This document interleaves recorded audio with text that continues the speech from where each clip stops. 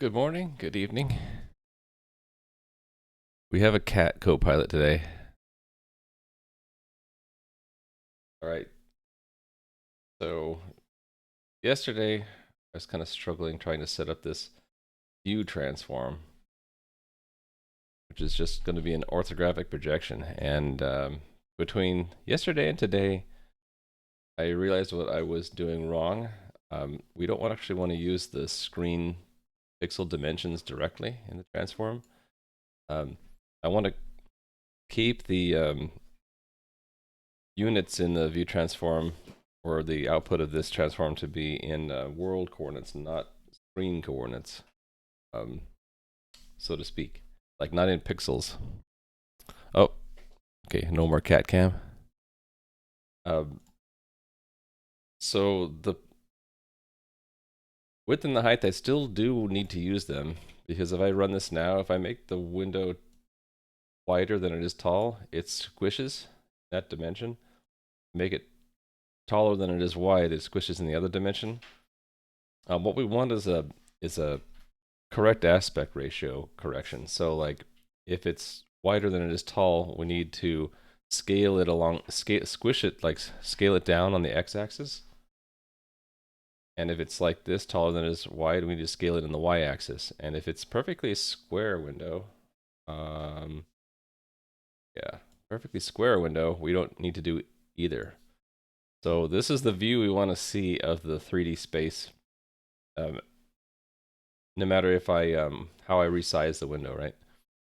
And again, we're transitioning from a 2D to a 3D space, so it was a 2D triangle, and then I added points to make it a cube, but we're only seeing that we're looking directly down at the top of the cube. So the goal is to get the projection right, and then once once I get the projection right, then we can start playing around with moving the camera, or I guess you could think of either we're moving the camera around the cube or we're rotating the cube to see its other faces. And yeah, I think that's the goal for today. If I have more time, maybe I'll change the perspective. I'll change the projection to perspective instead. That'll be fun. Okay. With that, so I do need the width and the height here, but I really just needed to compute the aspect ratio, right? Let a window aspect ratio. It's the width divided by the height, right?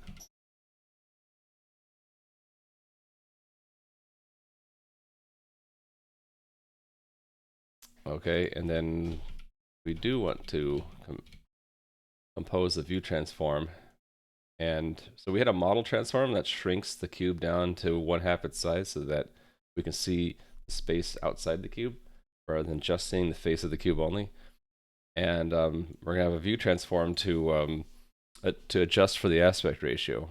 And it's gonna be an orthographic projection. Like we're not making it look like true perspective yet. So I need to compose those two transforms to like make a single transform here, which I guess we can just abbreviate to that, right? So that would be let transform. And you compose from right to left. So the first transform goes on the right, the second goes on the left. So if we want to shrink and then correct aspect ratio would be the view first, then multiply by the model. That's how you compose or like combine transforms together, is you multiply them, where each transform is a matrix, right? Okay, so I need to correct my transform there. Find, did I still have that web page open? I think I did. Close all these windows here.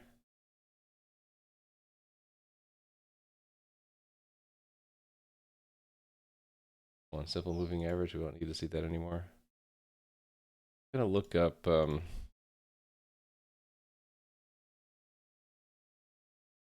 actually I don't need to do this. If I know that I'm only going to correct for the aspect ratio, and I can just reason out that if it's wider than it is tall, we want to scale the x dimension down. So if that means that the aspect ratio is greater than 1, we want the x-axis to be divided by that. So don't I just want 1 divided by window aspect ratio here?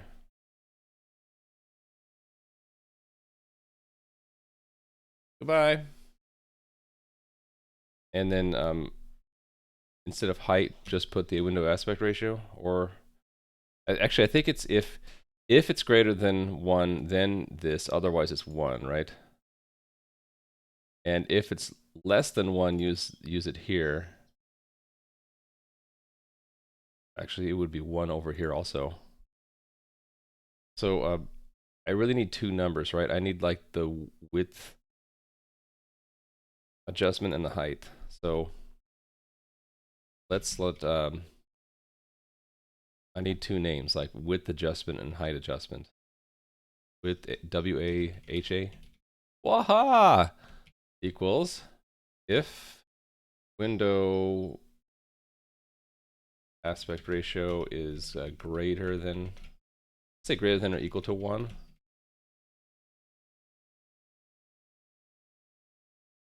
So again, if it's greater than or equal, if it's greater than 1, then the width is larger than the height. So we don't want to scale the height at all. So 1 for the height, and the width we want to scale down. So 1 divided by that window aspect ratio, right? And if it's the other way, so if it's taller than it is wide, we don't want to adjust the width, but we want to adjust the height by the window aspect ratio, right? So because it's less than 1, it'll scale the height, that down. I think that's what I want, and then I would use those here, WA and HA, width adjustment and height adjustment. Hey there, LumaCode, you're the first one to comment today. You win the first prize. It is me, long time no see. I'm trying out this new schedule now that I'm streaming again. For me, the morning time, and so hopefully it's a better time slot for most people who've watched me before. I don't know if we want a sign of negative here. I think we're just going to keep it 1 for now. Yeah, I haven't gotten to rapier yet. I'm playing around with wgpu right now, so sort of started with the 2D triangle, and now I'm kind of ramping up to a 3D cube, and then we'll play around with rotating that cube, and adding rapier would be like giving physics characteristics to that cube, like that it has mass and momentum and stuff like that. So now you are under the no streaming order from your present contract. It was that they require approval, and they wanted to know like what I'll be streaming, and I said, well, I'm just doing Rust. I'm just doing educational Rust programming. They're like, that's fine. Just steer clear of anything work related, and don't work on any games. And I'm not allowed to, in general, like upload to GitHub or do any open source stuff without like explicit permission. So any code that I write here, I can't post on GitHub and give you guys a link, unfortunately. So if you want to get my code, you'll have to like follow along while I'm working. Those are like the restrictions that I have. I haven't streamed mostly because I had a lot of things going on. Like I got a new computer, the office still needed work. Got a new cat who is sitting behind me, right there. Now she's gonna jump down. So yeah, lots of changes. Twitch streams feel spooky for companies who don't really understand it. Yeah, so I presented it to them as, look, I'm just doing Advent of Code, which is I'm solving programming puzzles, and I'm picking the Rust programming language, and they're like, okay, that's fine. And then I think I also told them I'm also publishing educational videos about Rust on YouTube, and like they had no problem with that. So yeah, got a new cat. She's back again. Need like a hotkey that I can't accidentally press. So she's gonna look out the window right here.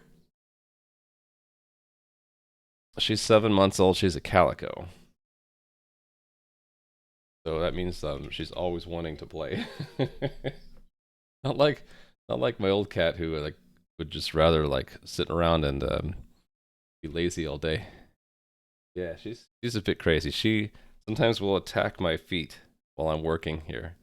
I'll be working and all of a sudden I feel like the fangs and claws digging into the flesh of my foot and I'm like, ah. And then I remember, oh yeah, we have a cat. Okay, to get the width and height, I need the screen descriptor, right? I commented that out, so we need that again. What's wrong here? Expected F32 wants an F64. Oh, did I put F32 for here? Okay, yeah, well, actually we need 32 in the GPU, right? Can I like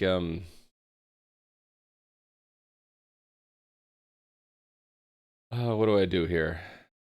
It's nice to do the calculations in 64-bit floats, and then when we finally have the composed transform, maybe we can turn it into it. So what if can I like do an explicit constructor here? Matrix 4 of F64. Will it take like a different type here, or do I need to do a mapping?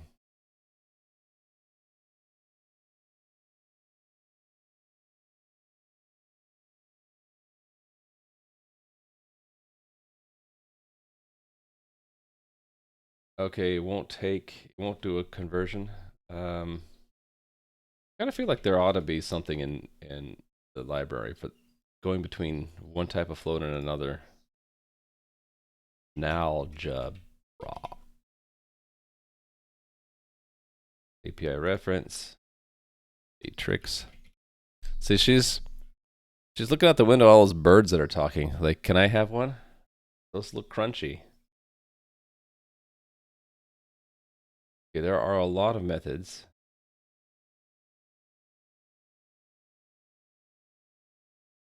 Just trying to find the right one. Or maybe I should just do a Google search. There are a lot of these. Data. So I wonder if I could like turn the old matrix into data, map them from 32-bit to 64-bit floats, and then do from data. That would work, but it might not be the cleanest. So I would say from data, likely unchecked. From data, and then I would have to take this and do like a to data.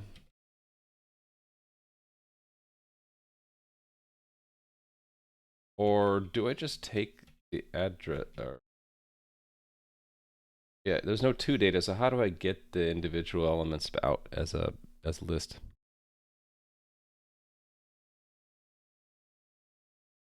Yeah, wgpu. That's when you see things like queue write buffer and render pass draw indexed.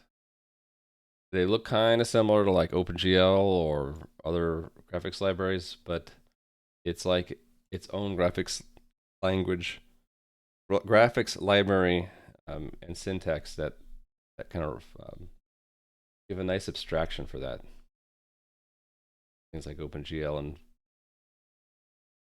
WebGL and other things like that. What about into iter? Actually, what if, does it just take that? No.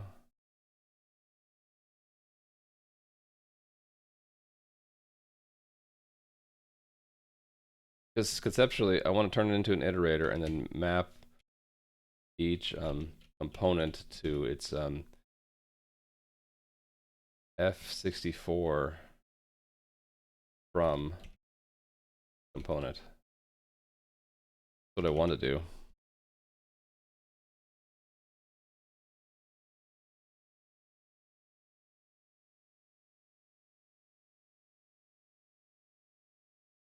Found an iterator into a matrix. Oh, it's 32. Is that the mistake I made up here? That needed to be 32. It starts at 64-bit, but I want it to be 32-bit. So it found an iterator into a matrix 4x4 with 64-bit floats. And there's no way to get that into, oh, it wants an array storage. I guess from data is not correct. From, just understand from. That won't work, will it?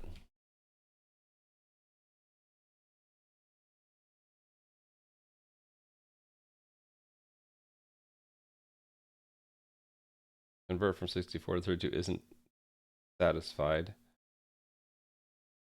Saying like that it can't find an adapter between those two types. Good morning, Jolt Jab. How are you today? What cat? That's my cat. He's like a 7-month-old calico. Oh, what the cat is looking at? There's some birds like singing and chittering at the window that she's staring at. I guess I should probably hide the camera or move it out or have chat go over the camera. I can have chat go over the camera, right? All I need to do is like drag that.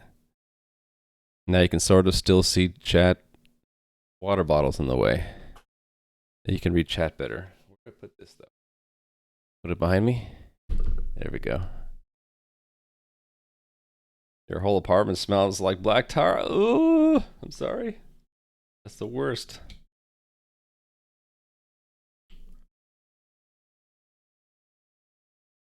How do I give you a shout out? Isn't there a button for that? I don't want to ban you or time you out. There are buttons for that, but oh, do I have to just type the thing? Shout. No, it's slash, right? Shout out. I can type. It just takes me a while. There we go. You guys should watch Jolt Jab. He does his own game development on here on Twitch.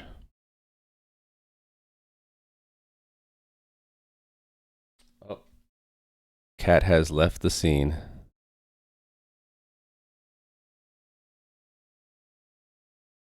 You can duplicate your text, put it behind your current text, offset slightly, color it black, and that'll make the text a lot more readable in the background. Yeah, no problem, Jolt Jab. I don't expect to have the cat cam up that often because she's literally like bouncing around the house and only infrequently jumps up on the table. But if she starts to sit there more often, then I'll have to do something like that, like make it a lot more severe in the text, right, to make it look better.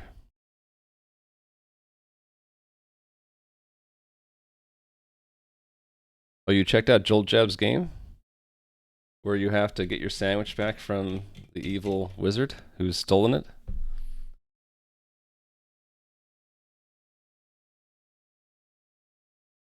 Yeah. Okay.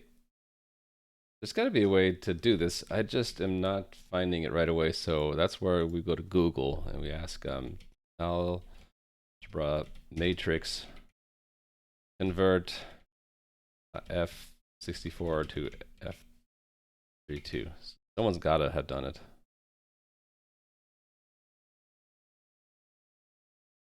How do I convert that? There, someone's asked it. It's in the frequently asked questions.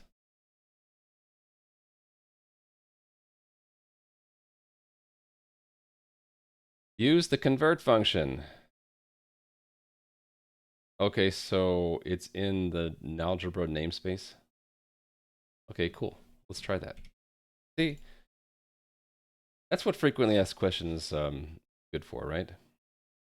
I think we can let it infer the type from how I'm using it, right? So I can just say an algebra convert.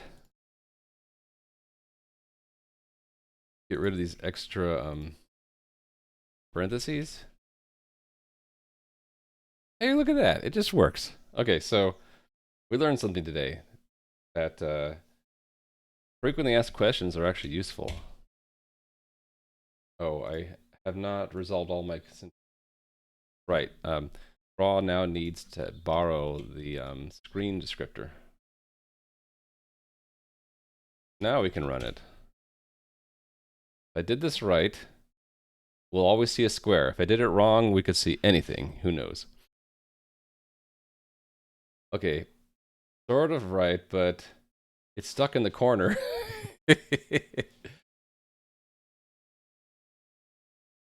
Okay, so my assumption about how that view transform should be set up, it was wrong. It's preserving the aspect ratio, but it's putting it up in the corner. Let me try to reason out why. Maybe I did get them backwards.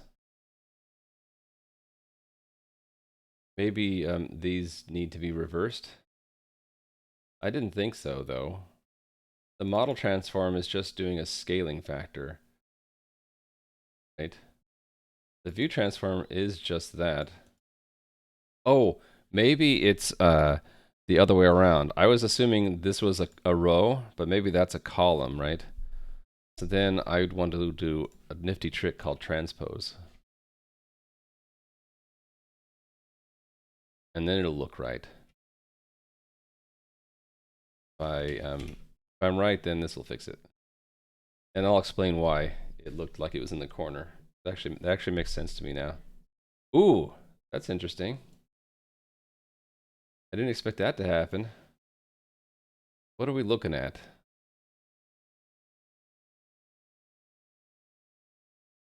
How did that vertex end up way out there, and how did it get turned? So the good news is the aspect ratio is fixed. Doesn't matter how I size the window, the object looks the same. But now the problem is that we're seeing it from a weird angle. It's like the normals or something. No, it should just be a cube with like different, what do you call them? Different gradients on every face. But yeah, what did I do wrong? So it wasn't that I just need to transpose this. Maybe it's the fact that I have those ones there. I don't think those ones should be there. What I was thinking is it needed to be transposed because ones in that column are kind of weird. If this was like how the matrix, like if this was a row, then this last row is sort of the translation. Like if I put a number in any one of these, it moves it in that on that axis, right? And I don't want to do that for the view transform. Like I don't, so those shouldn't have been there. Numbers along the diagonal just scale. So this is scaling the x-axis, the y-axis, the or z, and the perspective, which we're not messing with yet, right? The idea was that if the aspect ratio is greater than 1, that means it's wider than it is tall, so we need to squish it in the x direction down by 1 over that, which is that. Otherwise, we squish it vertically, which is the height adjustment. The ha and the waha. And the interesting thing about the diagonal matrix, it doesn't matter if you have it rows first or columns first. It will, because when you transpose it, you get the same thing. So yeah, now we got it working. So we're always looking down at the cube. So step 1 accomplished for today. Step 2 will be, can I rotate the cube so we can see it in like it really is 3-dimensional. Average render time looks off compared to frames per second. Why do you say that? The FPS goes up when I move the mouse because of a bug I have where I am not limiting the frame rate for window events that cause redraws. It's when we have redraws caused by animations like this spinner. I am capping the frame rate for those. The render time is how much time it actually takes to render one of those frames. So the rest of the time, the total time is 1 over 60, right?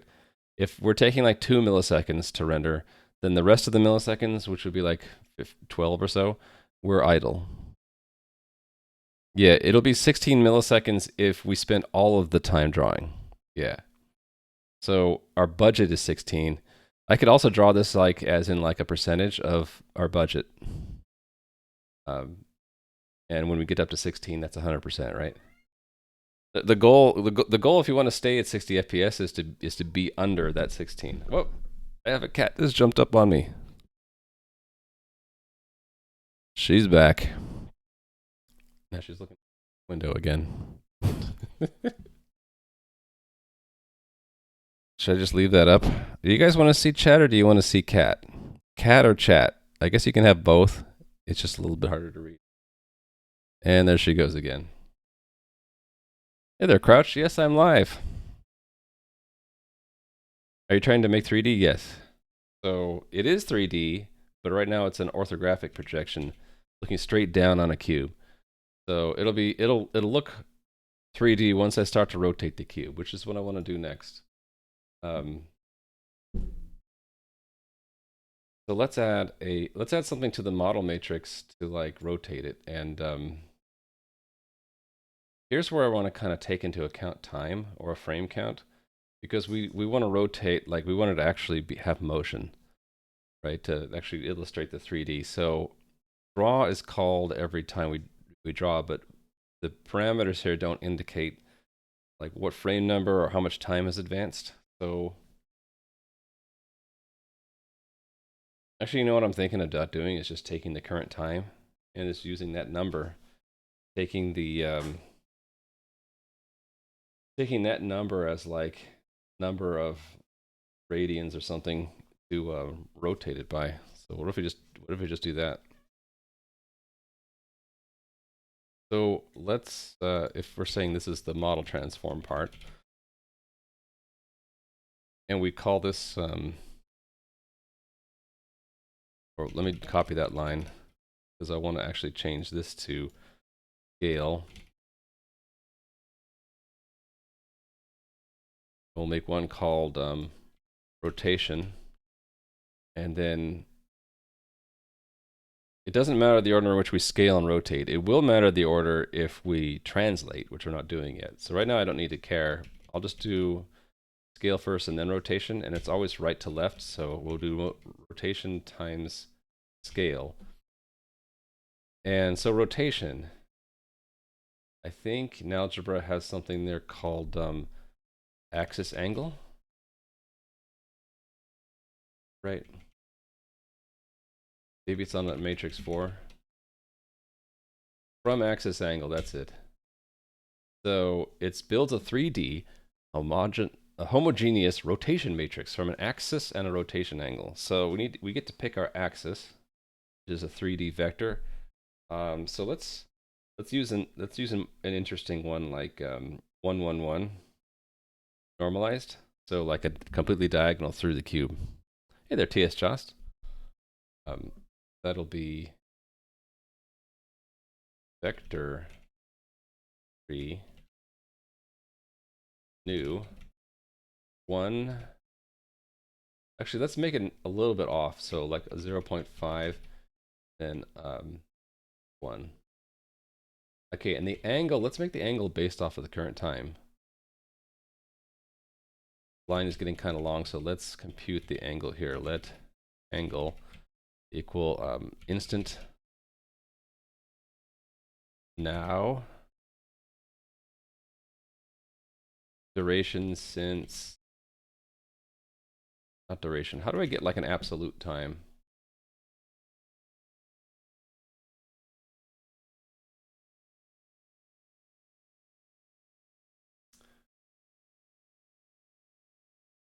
I don't remember. What if I is there something in duration that'll? Oh, I just need a value that's different over time. I think it is instant, but I'm not sure how. Maybe it's not now. It should be now, right?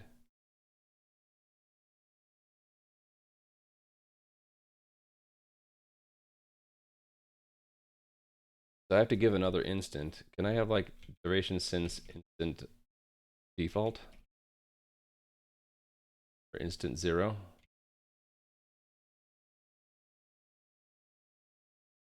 I just need an arbitrary value there. Okay, there is no default.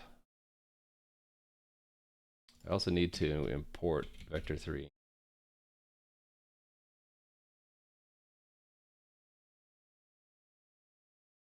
That's weird. I'm getting an error, but it's on the wrong line.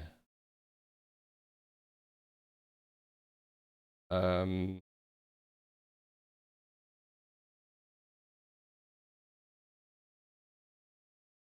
how about we just pass it in?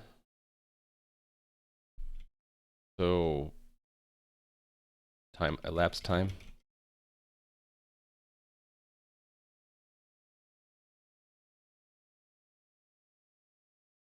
So we'll just use that as is. Then if we want to speed it and slow it down, we have to scale that, right?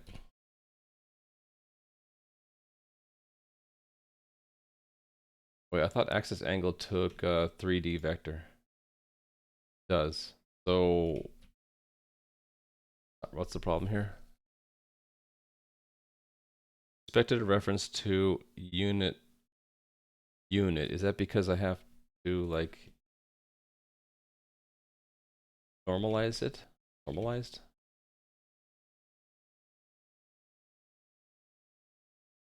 That's not the problem. Although I should normalize it. What's the real problem?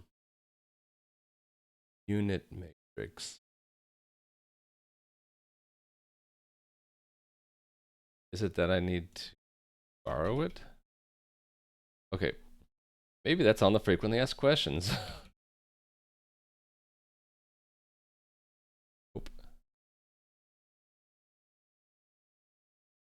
How about I start with the manual for that? So from axis angle probably has a example. Or maybe unit. If I click on unit, what does that say? A wrapper that ensures the underlying algebraic entity has a unit norms. Likely the only piece of documentation needed are instruction with normalization. Instruction with normalization. Oh, new normalize. Okay, that's interesting. So it's like compile time. It's a compile time guarantee that is normalized. New normal.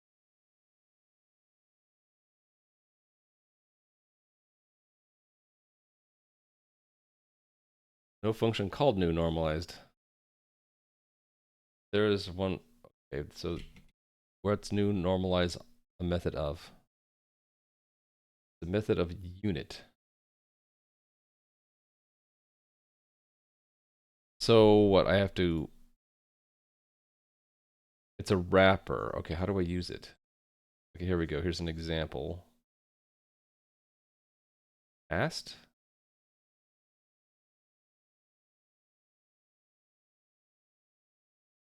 Oh, that's what we did for matrix, only it was called convert.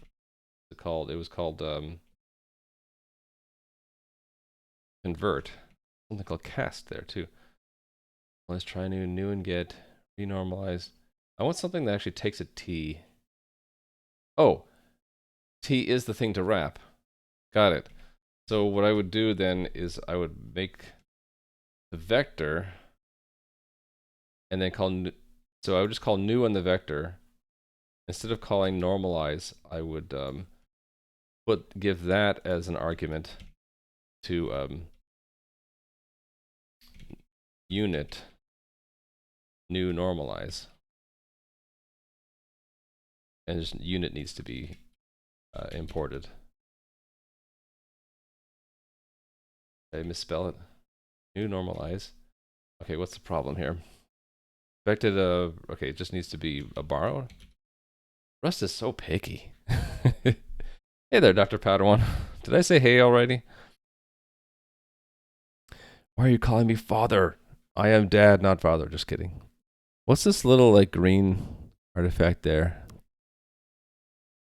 Is that the light not being very good? How do I fix that? I don't like that. Let's fix it. It's something with the chroma key, right? Can I don't want to fudge it that way. I got to fudge the color a little bit. Okay, that helped. So add some saturation to the chroma key. I think it's the water bottle behind it. It's screwing it up. There we go. You are our father, and I find your lack of cat cam disturbing. Well, the cat's over there, like, was doing something, but I don't know where she is now. Okay. Too many distractions. Where was I? Where was I? Where's my model? Okay, yeah. So we're scaling by down by a half, and we're just taking the time right now as an angle, and we're going to rotate the model along that angle. Sounds fun. Probably just need to provide that time here. Okay. So we'll just put elapsed time in here, but this function doesn't have it either, so we'll have to pass that in from out here.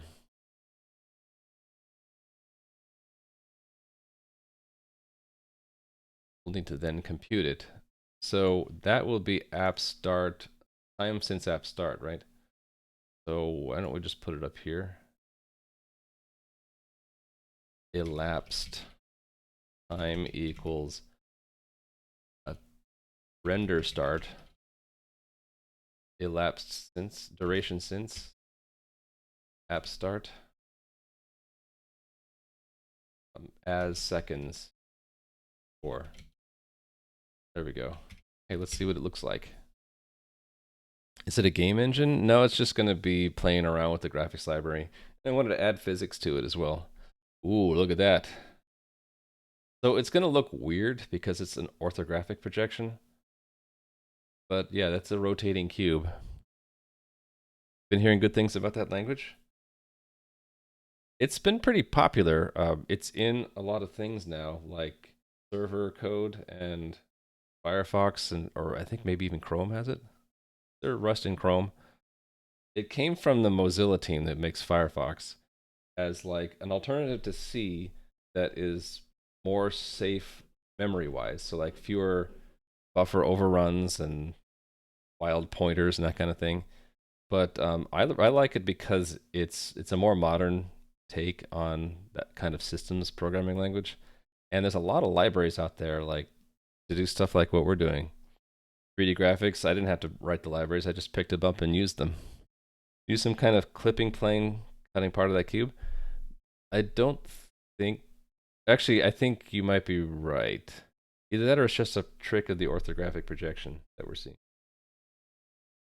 I think it might be a trick of the projection. The other thing is like the we're not seeing the edges of the cube very clearly because the colors are blending together. If I drew the edges like with a wireframe, I think it would be easier to see. Yeah, the orthographic projection. Actually, I think you're right. It is clipping up here somewhere. Yeah, there is some clipping going on. That might be the near and the far plane of the projection is wrong. We can mess with that. That is the z coordinate. It's up here somewhere. So I could scale that down to 0.1. So that'll move the near plane closer and the far plane further away, and not clip in the z coordinate, right? We shouldn't see any difference because we're not doing any perspective transform um, orthographic. So yeah, now did that get rid of the clipping? Oh no, I still saw it. Wonder why. Maybe my geometry is wrong. I could have some bad geometry.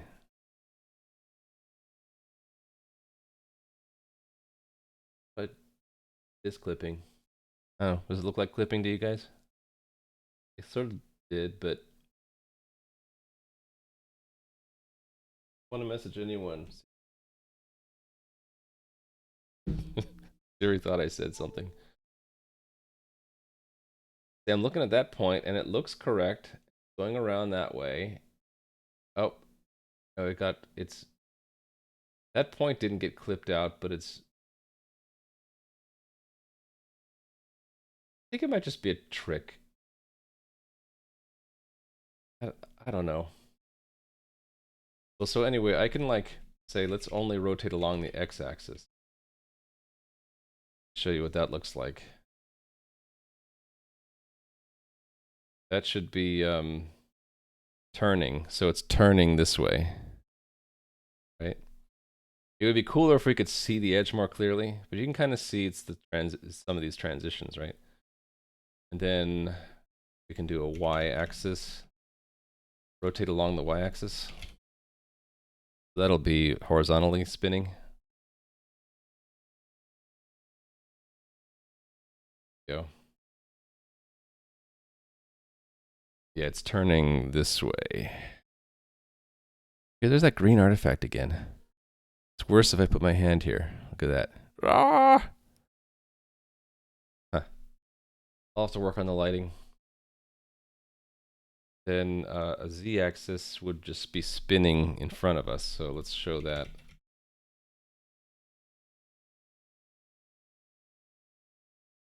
It'll look nicer when we put the perspective, which I want to do.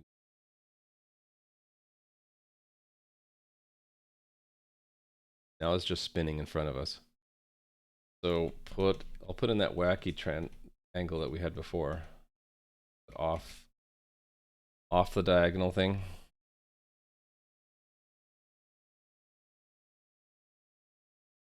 Okay, see you, Joel Jab. Again, guys, watch Joel Jab when he's streaming. He does his own game development. I think there might be some weird clip. Yeah, something weird.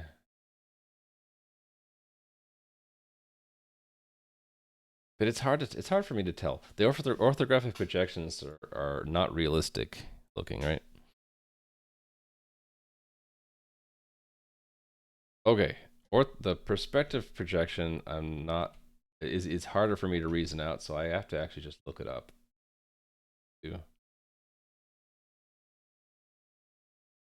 So we're gonna look up perspective projection matrix. There we go.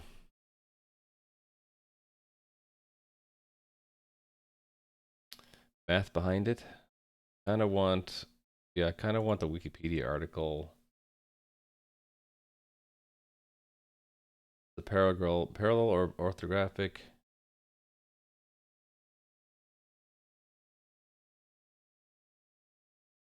Oblique. Symmetric. Perspective. Here we go.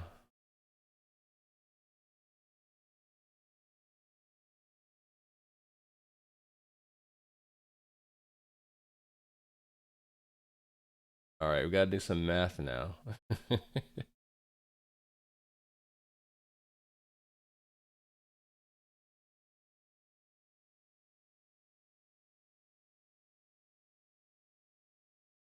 So the camera's position, orientation, and field of view control the behavior of the projection transform.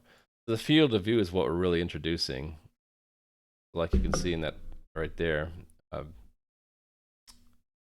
It's gonna like make things look bigger or smaller, depending on how wide view our perspective is.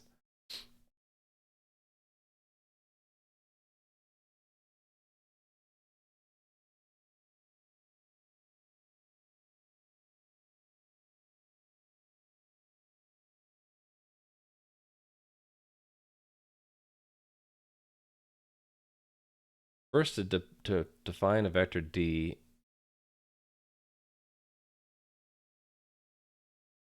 an origin of where the camera is, rotated by some angle with respect. So yeah, the camera's rotated at some point, right? So I don't need to worry about that yet. I don't need to worry about the subtracting C part and applying a rotation. I don't need this yet. So this we only need if we are moving or rotating the camera. I'm not going to do yet.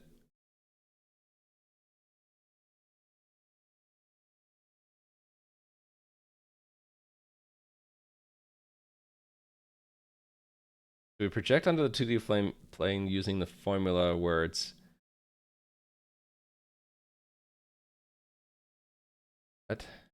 what are these E? What's E in? What's E? I know what D is. That I'm not following. Oh, the display surface's position. That's the near clipping plane. So do they define a far clipping plane? Or is that defined by something?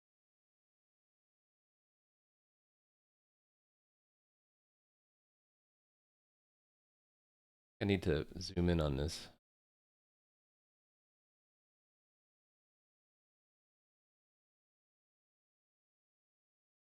Zoomed, but I lost our position. Page. EX over EZ, EY over EZ, and 1 over EZ. Where E is the position of the near plane, I think. Display surface's position relative to the camera.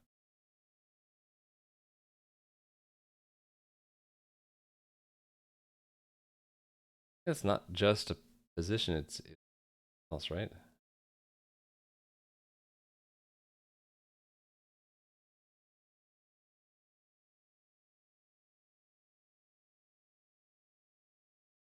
Cat is back, by the way. Cat.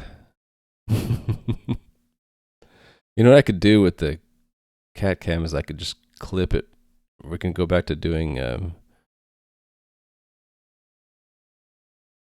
this. No, the other way. Actually, I have to. I see. How do I get rid of that? I put it on. No. I'd actually have to cut that frame in half and only show the left part of it. Anyway, cat staring out the window. Yeah, I'm having trouble following this math. But I think, yeah, the key is this third column.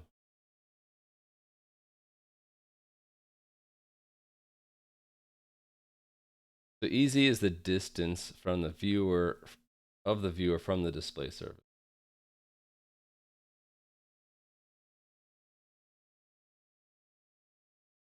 The angle is 2 times the arctan, 1 over E. Assuming you map the points negative to positive 1 to the corners of your view. I don't really like this explanation. It's too mathy. Oh, they have a diagram? The diagram is not really helping me. Here's our camera. Here's our display surface. BZ. Okay, I kind of see that.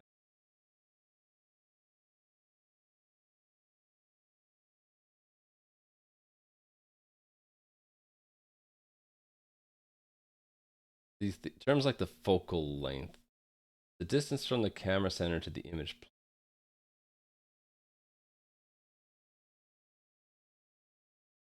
So the distance from looking straight at the surface. Okay. Kind of like where we choose to place the screen in space, right?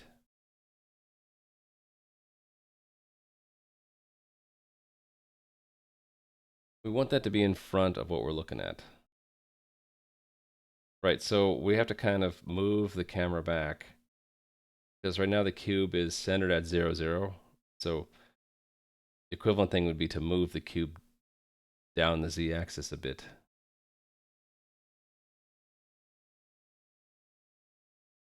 And then we can just place the screen at 0, make sure the object is behind it, and then all that matters is like how wide the screen is in world coordinates. I can just pick something like 5 maybe, -5 to +5. Okay, I'll just pick something arbitrary for now.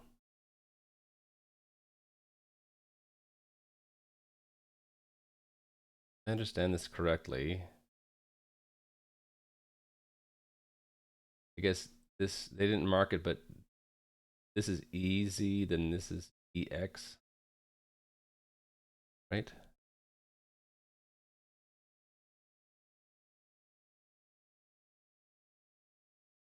Ah, math. Math is hard, but we need to do some math to do graphics. Blade surface's position relative to the camera pinhole C.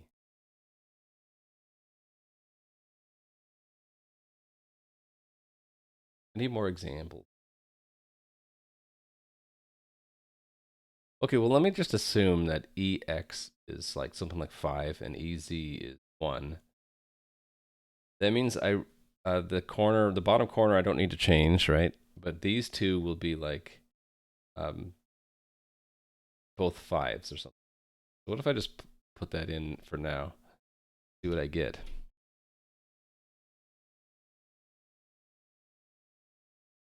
So the view transform again is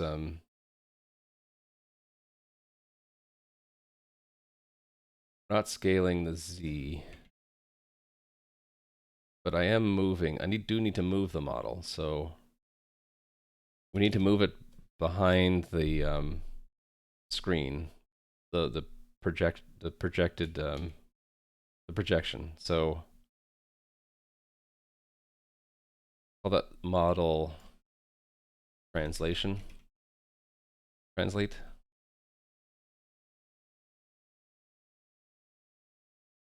So I think that there is a translate.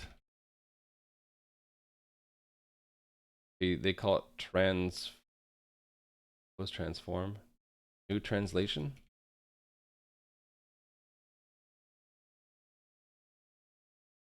Creates a homogeneous matrix that applies a pure translation. Cool, that's what we want. And they want 16 is so 1 dimension less, so it's a 3D 3 by 1 matrix, so it's a 3D vector.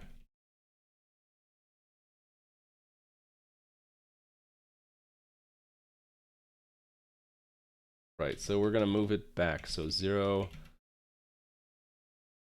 0, 5. I might have to move it to -5.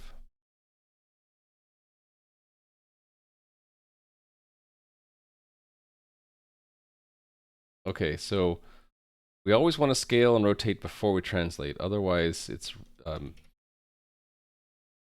when you do a rotate, it actually moves its position along a sphere whose radius is how much you translated it by, right? Which is not what we want. We want to scale it, rotate it, and then move it. So again, it's always from right to left. So we'd scale first, then rotate, then translate. Okay, and then if I just want to apply some perspective, that was 1 here, 5 and 5. Just see what we get. This is probably going to look bad.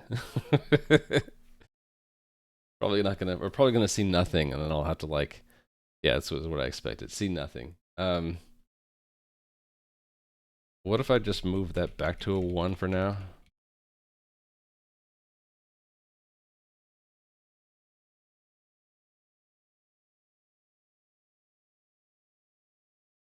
Okay, it might be that I moved this in the wrong direction, so we'll do it by -5.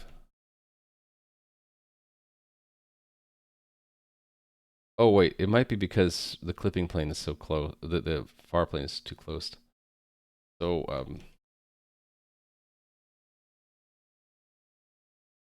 positive, move it to +5, but this needs to be scaled down quite a bit, right? Or wait, it wasn't that one, it was this one over here, right?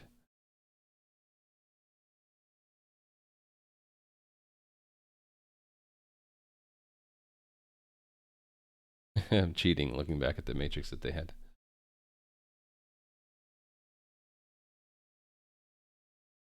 Where did they put it?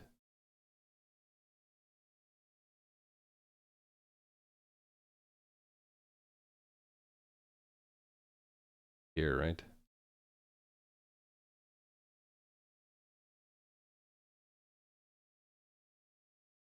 So they're doing it with 2D or something?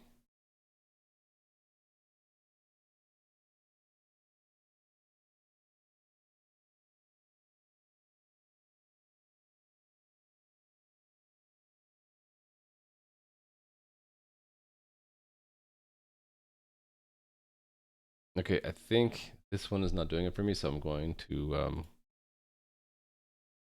go back and look at something else.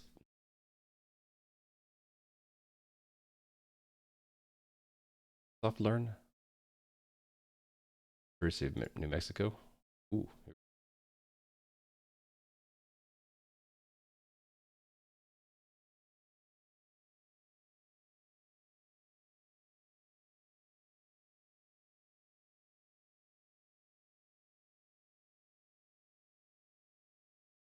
why read it? We can just jump to the end and get it, because probably I should read it all the way through. They don't actually have they don't have a answer at the end. They want you to read through it and understand.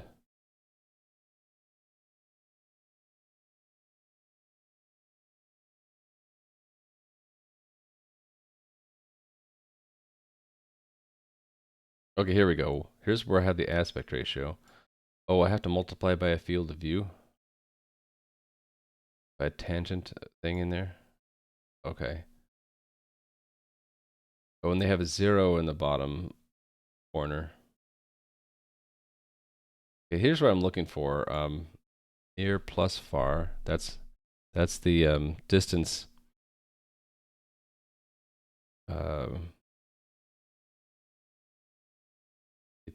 It's actually not from the camera. It's from between the far and the near clipping planes, right? There's some divided by their difference. This is too hard for me to think of.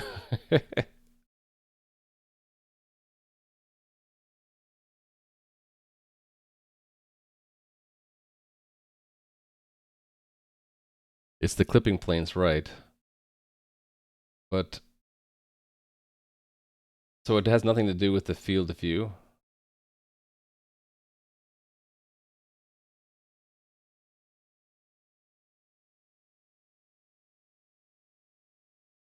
I think, yeah, this probably isn't the answer because this is the problem. They started with the problem. Okay, there's the answer. Right?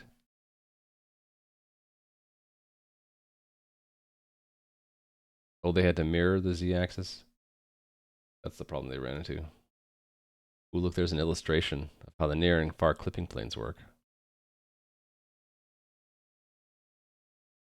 Called a frustum.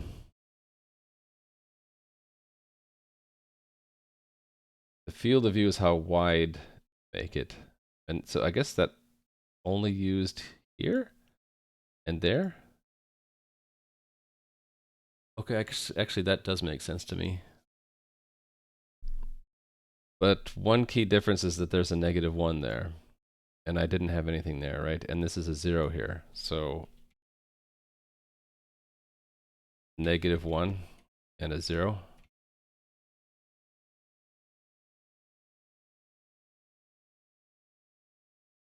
And I have to put the field of view in there, which I haven't yet.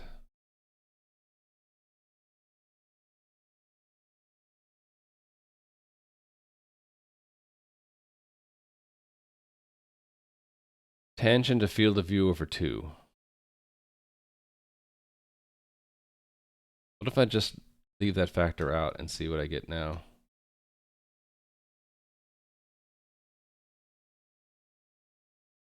Probably get nothing. I got nothing. Because I think we're just clipping out of the scene.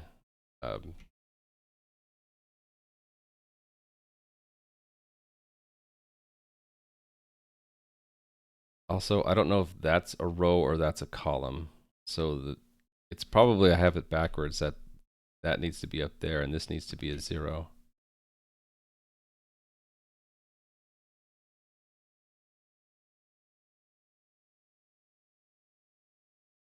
Or this needs to be a negative and that needs to be a positive.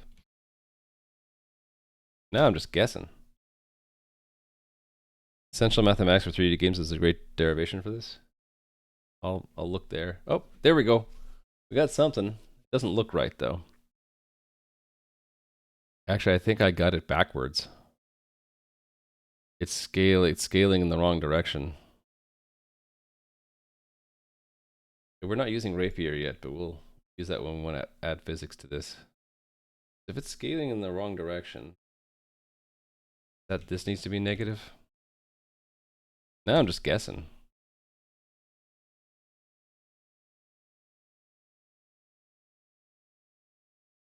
Nope, that just made it disappear.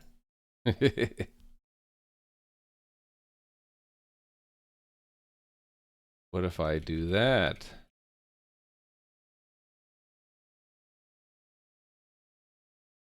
Hey there, Epic Unknown. How are you doing? I'm trying to like I'm bungling my way through trying to make a perspective transformation matrix, and I'm just doing it the wrong way because I'm lazy. I should just do it the right way.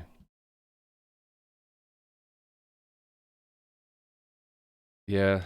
Why am I bungling through this?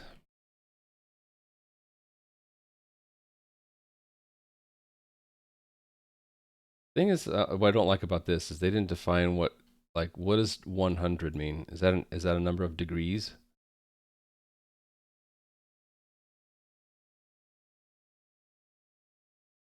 So let's not use this one, but use essential mathematics perspective projection matrix. I don't want to watch a video.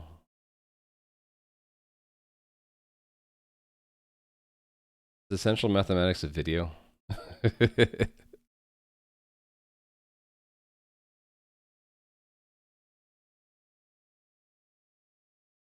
Oh, it's a book? Okay. How about learn WebGL?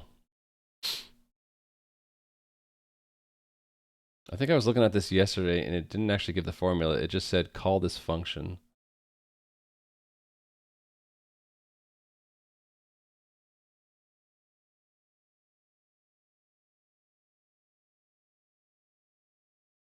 Oh, no, here we go. They are describing it. Okay, let me just step through this. The perspective frustum can be offset from the global origin by the x or y axes. We need to place the apex of the frustum at the global origin for the perspective calculations to work. The apex is located in the center of the viewing window, the xy plane. We calculate the center of the viewing window and translate it to the origin.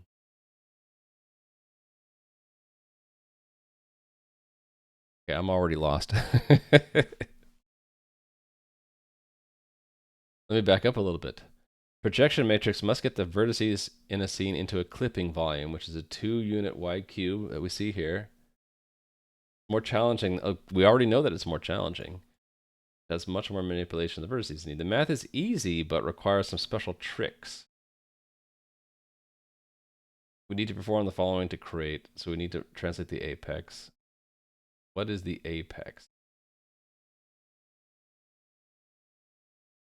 Location of the apex is displayed in the dim as a black dot. Okay. So is that on the near clipping plane or behind it? Kind of hard for me to see.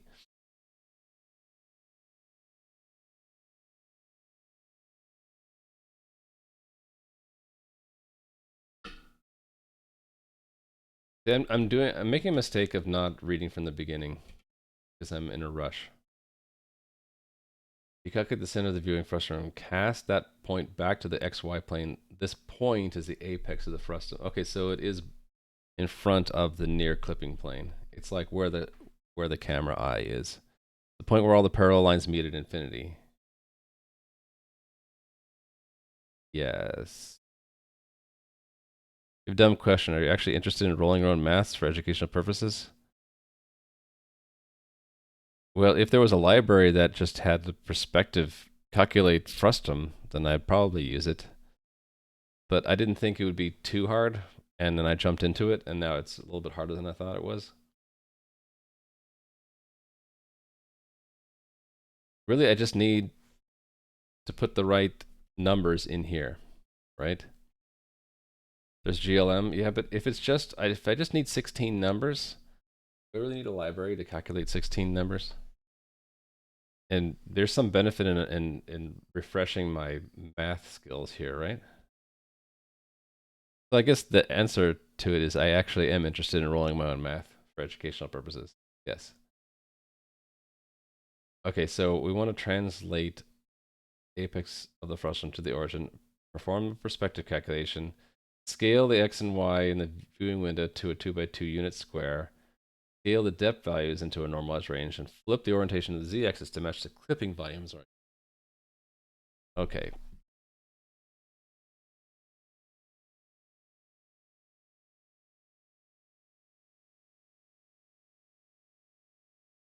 We need to calculate the center point of the viewing window and translate to the origin.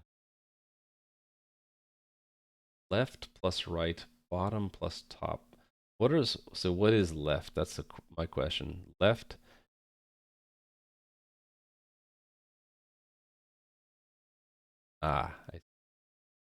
We can play with these to visual. See, I'm much better at a visual learner.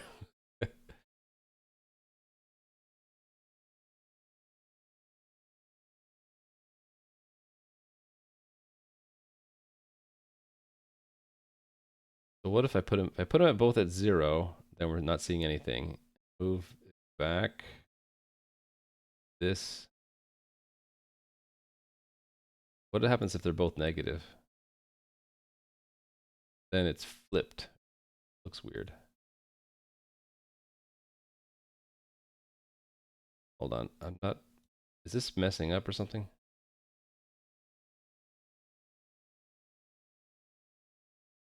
Oh no, it flips if the right is to the left of the left.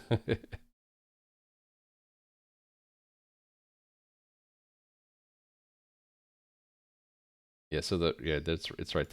Can't rotate. Oh, I can rotate that. Ah, okay. Okay, good. So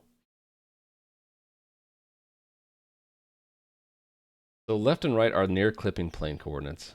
You can see that now. When I move these sliders, this plane changes, right? Yeah. Same thing with the Y.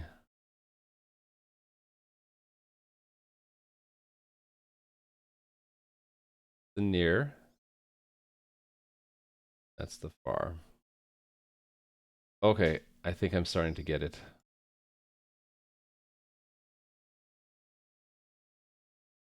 Left and right, top and bottom are for this, the dimensions of this square, or this rectangle, right?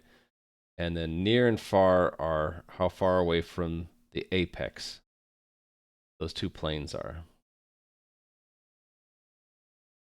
Got it. Hey there, A squared. I'm trying to relearn the math and terminology behind perspective transformations right now. Okay.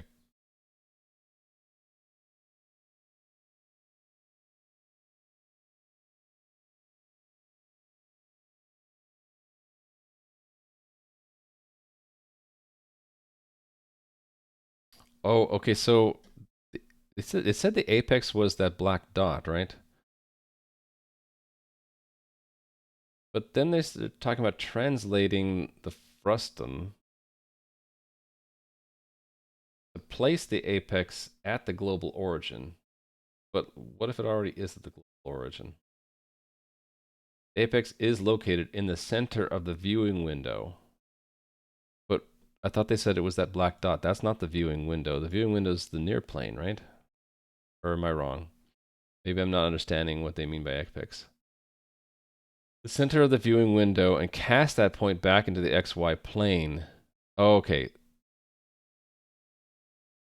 That's what I didn't understand. The location of the apex is displayed in the demo as a small black dot. Oh, so the viewing window is the plane that black dot is on? Is that what they're saying? Does the existence of linear algebra imply the existence of curved algebra? Yes, it does. I think it does, yeah.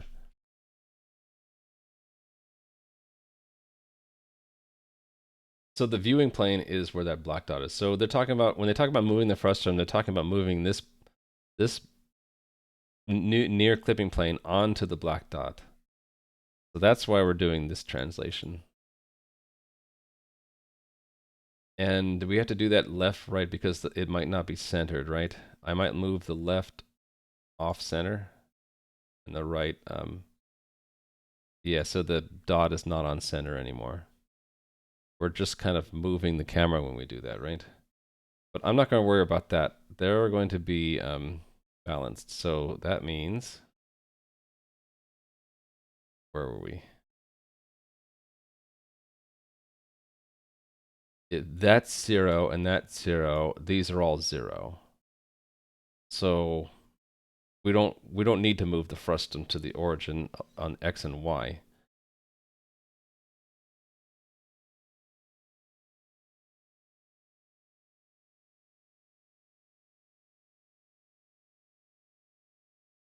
Okay.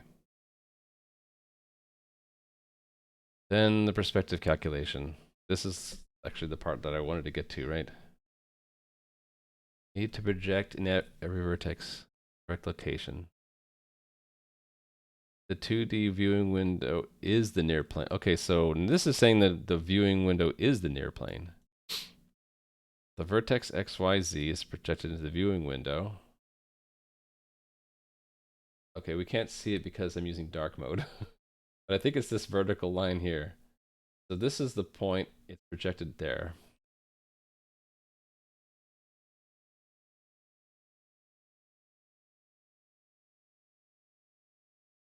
Okay, the two triangles, this triangle and the larger one, must have the same ratio for the side lengths. So y prime over near must be equal to y over z or z. Solving for y prime gives y over z or z times near. So it would be near over z or z. Okay. All the z or z values for vertices in front of the camera are negative. Value of z or z is being treated as a distance, so we need to negate it.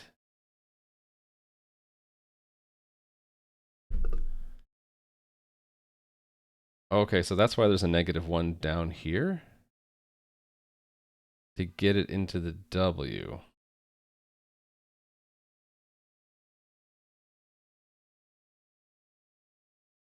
So they're composed together like that.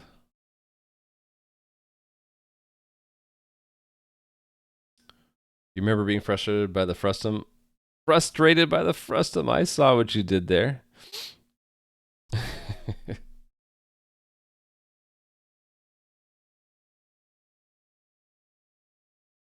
Okay.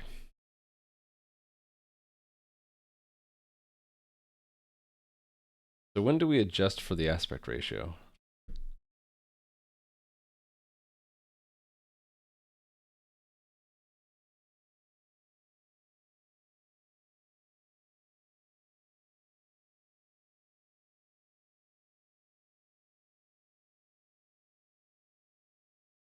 Wow, it's actually more intense than I thought it would be.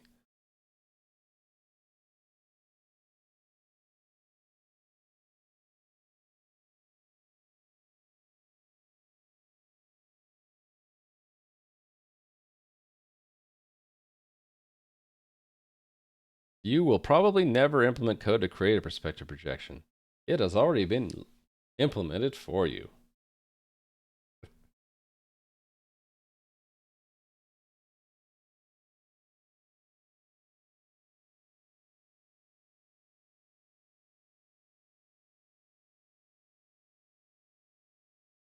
Hmm.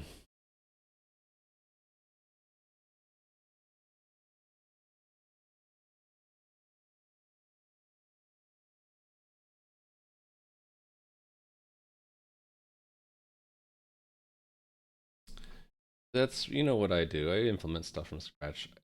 I feel like I learn it better when I do that. Did they make that pink? Bugging me.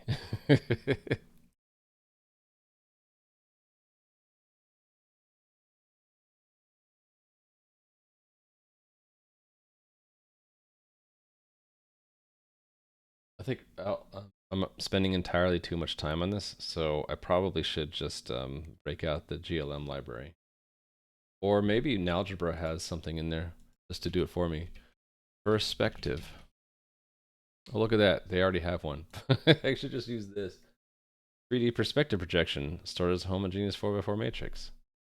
So I should be able to just make one. There we go. Aspect ratio, field of view y, near and far plane. So I'm going to give up on making perspective transform. I still need to have this for screen coordinates. So do I call this the screen transform? I forget. I think I do. Let's just call this perspective. Or perspective.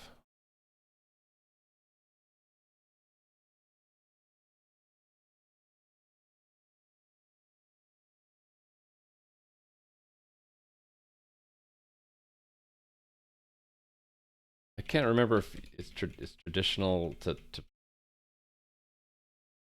try to put the screen transformation as part of the perspective, or are they kept separate?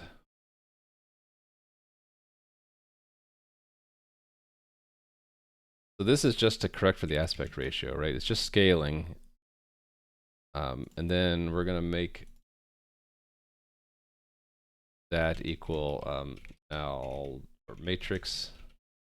What was it a member of? Some perspective 3. How do I, oh, then 2 homogeneous. Okay, so perspective 3.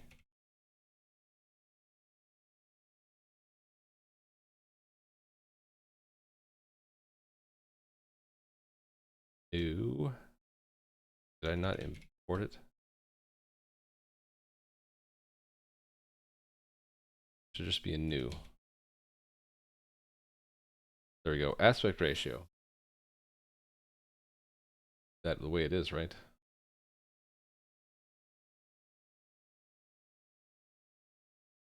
Oh, aspect ratio. So that's this.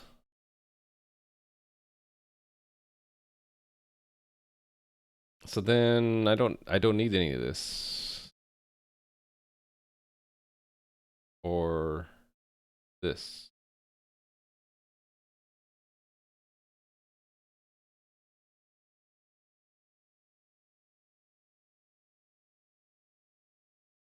That's window aspect ratio.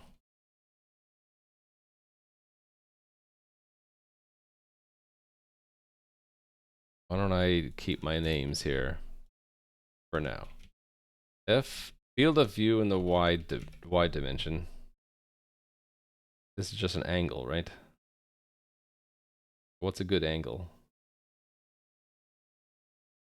Like 60 degrees times, it needs to be in radians, right? So times, I forget, what is pi? It's like standard, it's F 64,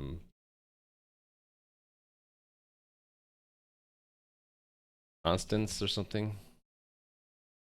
I can't remember this stuff. 90 degree field of view? Well, that would be easy. Just be pi over 2, right? Pi. Where is pi? I was close. It's F64 consts. But I have to have a standard in front. Pi. Ooh, frac pi. What I want is pi over 80. Right? That's to go from degrees to radians. And then let z near. Let's put that at 0.1 and let z far equal 100. And so that's going to be dot as projective. I want as matrix. What's the problem? Temporary value dropped. Borrowed later. What?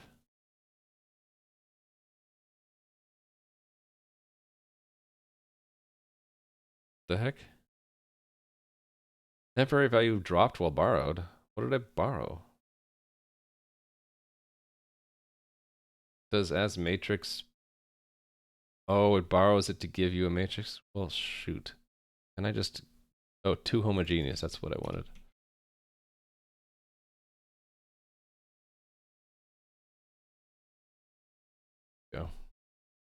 All right. Let's just see if this works. It's under F64 module, not a constant on the type. Yeah, I always get those backwards. Okay, so I think I need to invert the Z. I need to bring this to a negative coordinate for us to see it. That's not it, then I'm not sure what I did wrong. There we go. And there's our cube. And does it look like it's being clipped anymore? No. All right. So I failed at understanding the math, which kind of bothers me. But I don't want to spend the time on stream to figure that out right now. Which OS am I using? I'm using Ubuntu. See that with XFCE. So here we are. We're on Ubuntu 22.04.3, a long time support. 64-bit ARM. That's on a Mac Studio in Parallels. That's why we see the virtual GL for the GPU there. Turns out we have both OpenGL and Vulkan available in the virtual machine, which is kind of nice. All right, we got a cube. Now, it would be really cool if we can start bringing in the physics engine, right? Wouldn't that be cool? Give this like a spin and let it fall onto a surface. We actually need to draw a surface, though.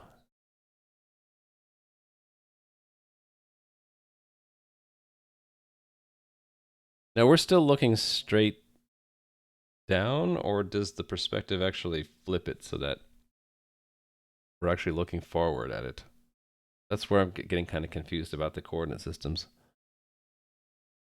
Can't run Steam games? No, I don't need to run Steam games.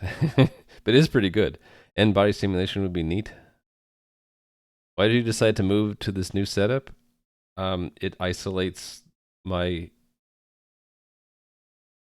computer from what I'm actually showing. So like I can open up even like if I accidentally open up Discord and put it in front of my screen. You guys can't see it. See, I'm dragging. Look, I'm trying to show you my Discord, but you can't see it. So also like I'm no longer leaking things like my actual email address and other things that like it's completely isolated. Yeah, I'm hiding things from you. Exactly. Also, if like yesterday what happened, I had to reboot the virtual machine, but I didn't have to stop the stream. So if something happens to the environment I'm in, I can just reboot the thing live. Private stuff on Metal and streaming stuff. Streaming things virtualized, that's clever. Private stuff. Yeah, yeah. I'm not the first person to think of this though, so don't give me credit. Do you have something to hide? Yeah, I have my location and background things to hide, so that's why I have a green screen and things like my email address and stuff like that. Yeah, definitely want to hide that from you guys. No hard feelings.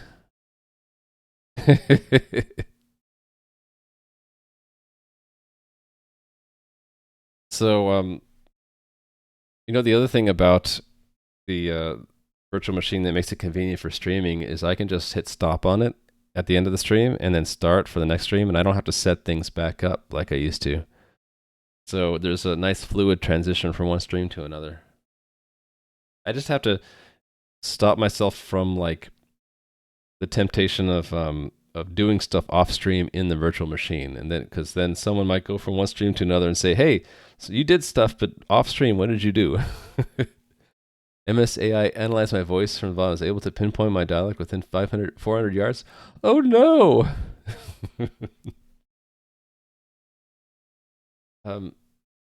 So, guessing that if I bring this closer down to like 1 unit, it'll look bigger, and at some point it's gonna we'll hit the cube. It'll hit us, right? I think to understand. Oh, yeah, we're right. We're looking straight at it. It's too close. In fact, it's clipping in front of us. Move to 2.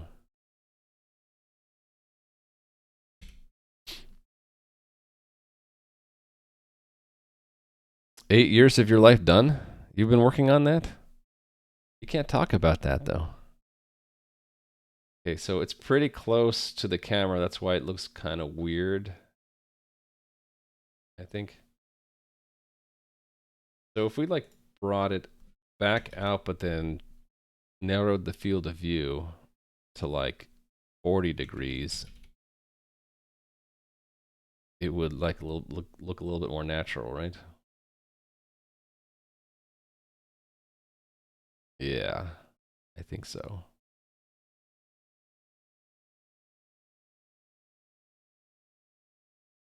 Yeah, but Apollo I, we're not supposed to even like bring up stuff like that outside of work, right? Yeah, see, now the epic unknown is going to start grilling you.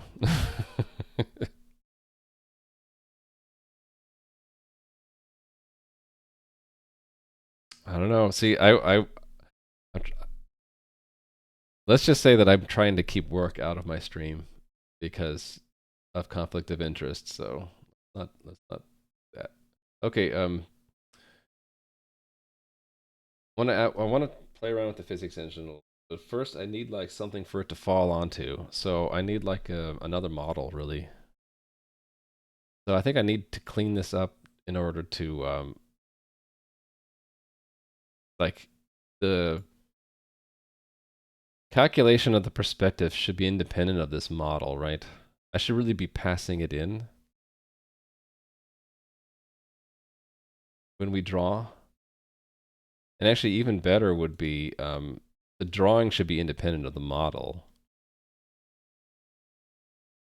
We shouldn't be asking the cube to draw itself. We should be asking the cube, what do you have to draw, right? Another model, how about a duodecahedron? It was hard enough to draw, to make my cube. Look at all this typing I had to do. And I had to figure out these vertices, these indices, I mean. First try, by the way. Can you realize how many indices a duodecahedron has? How do you say that word? Duodecahedron? I guess we could calculate it mathematically rather than handwriting all the indices, but let's hide that now. Actually, that's kind of weird. Why did it collapse all the way? Oh, probably because of this skip thing. It's not collapsing correctly. There, now it is. Yeah. Yeah, let's talk about Rainbow Cube.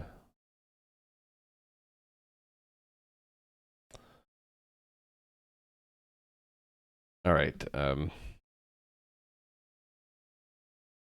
The AI was curious why you seemed to talk to that old lady so much. You're picking accent from her. Yeah, definitely need to refactor this if we want to have multiple models, right? Really, this structure is not not much having to do with the model itself, but it's like drawing models. So maybe what I should do is rename it. Yeah, this shader is independent of the models too, right? All of this stuff is independent. This is like a model drawer. The only thing that's specific to the model, I think, is where we load the buffers. Where is that? Right here. Now that's the uniform. Where's the buffers? Vertex buffer. Right here. The contents of the vertex and index buffers. That has my cube in it. So I basically want to call this again, but with like a model of a surface.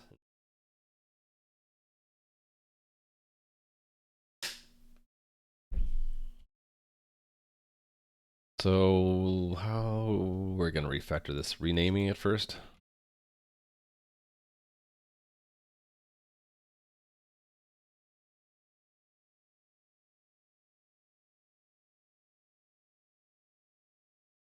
I don't know what to name it because I don't actually completely have it. I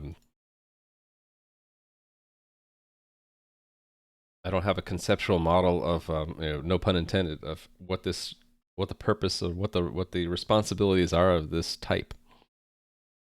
How is this type used? Okay, we have way too many arguments there, by the way. I have to fix that. To do needs refactoring. Don't want to do it right now, so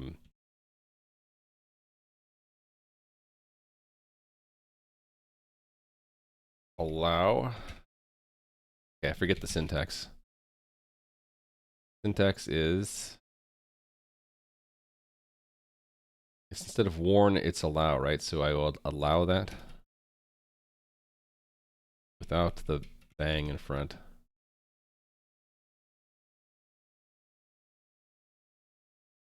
Showed me a helpful tooltip there for a second. There it is. Allow that lint. Allow too many arguments. Gosh, I'm slow. What am I trying to do now anyway? I am trying to refactor the code so that this cube model has the proper responsibilities. Right now it has improper responsibilities. How do I describe that? So I guess I can go back to where draw is called and show you the cube model. So it's doing too much. It's forming the geometry of a cube, which it does somewhere in here. I collapsed it, that's why I can't see it. Okay. It's forming the geometry of the cube into a vertex buffer and an index buffer, right? But it's also setting up a render pipeline. It's also compiling shaders. Those are things that aren't really related, like shouldn't be the responsibility of the cube itself, right? The cube has geometry and color, but that's just one thing in the scene. I also want to like have a surface that the cube is going to land on.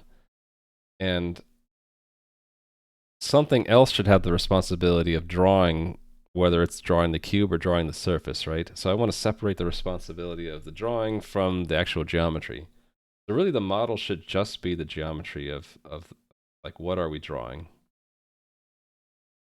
And everything else, I don't have a name for you, like a drawer or what? Model drawer? Model renderer? How about that? Model renderer. So we can have a model and we can have a model renderer. The model should just be the buffer. So the index buffer, why do we have it in here, not the vertex buffer? Oh, we do. Okay, so this is what I want to do essentially. I want to split this into two structures. I want to have like a model renderer, which doesn't have the index buffer or the attributes buffer. It just has the render pipeline and the uniforms and the bind group. Why not just render? Because I actually have another renderer. It's the egui render. Egui render. So I don't want to get confused and have like the word renderer is too abstract. There's the egui renderer, and then there's the model renderer. Whoops. That's why I'm qualifying with the word model. Maybe model's too vague. Maybe it should be 3D model. You're building a graphics engine for learning? Kind of, yeah. We're just playing around. I want to play around with wgpu and rapier and egui. So that's why I had been drawing test elements on top of the 3D scene. Right, these things were, you can click there and I'm showing this stuff. This is all drawn with egui. So I wanted to learn that, and then I wanted to do something to test my learning of wgpu, so that's what the cube is. And then I wanted to play around with the physics engine, Rapier. So I will give this thing mass and momentum and apply gravity to it, and we should actually see it like bouncing around. If I do get this right. Yeah. So it's all for the purpose of learning those libraries. So the nice summary is, I guess, today. Yeah, learning and playing with those things. That's gonna be the today for a while, I think. Okay, so the cube model, the cube itself will just, actually, not just a cube, but just a model, which I should just do the refactoring, so it changes it everywhere. Should just be the index buffer and vertex attributes buffer. right? Oh, we should also put how big. We should put the how big to put it, like scale and its rotation as a vector 3.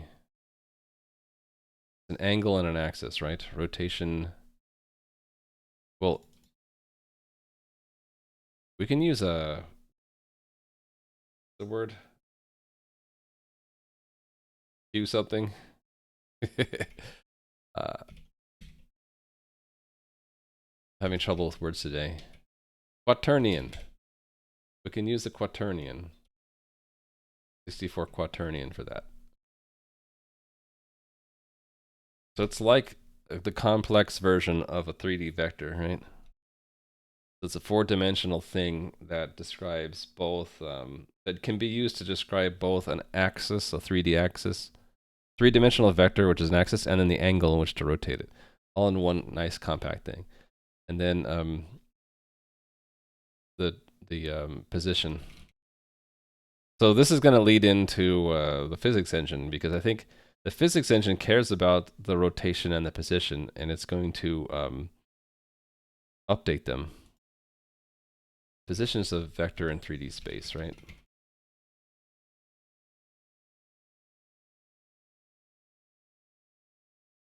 Okay, so this is no longer the implementation of model. This is, well, actually half and half. So what I should probably do is clone this, modify both of them. This is the implementation of model, and this is the implementation of model renderer. Does it make sense to define the model first? I think maybe it does, so I'm going to do that. Then we'll move model renderer below the model.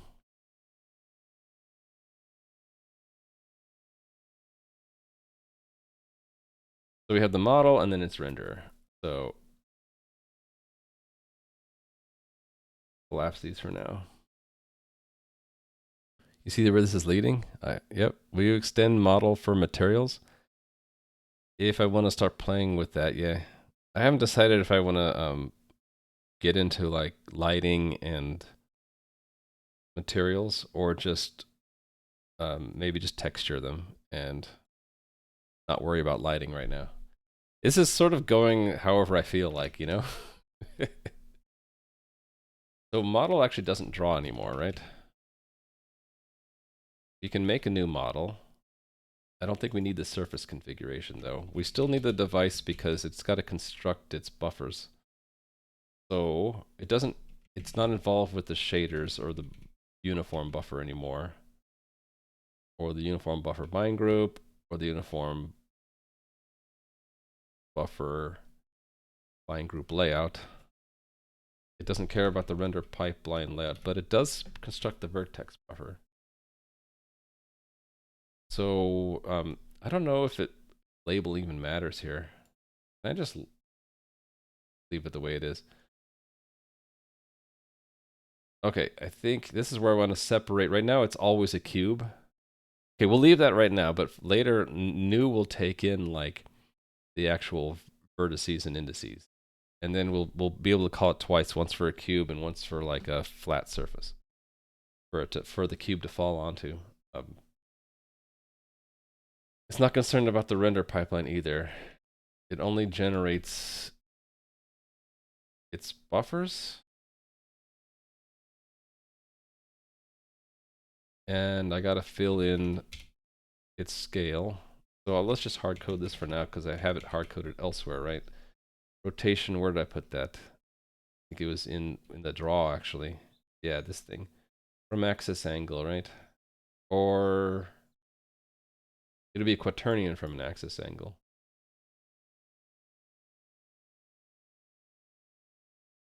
Oh, and this is changing over time, so we'll have to like recalculate it. Position, I had it in here right there.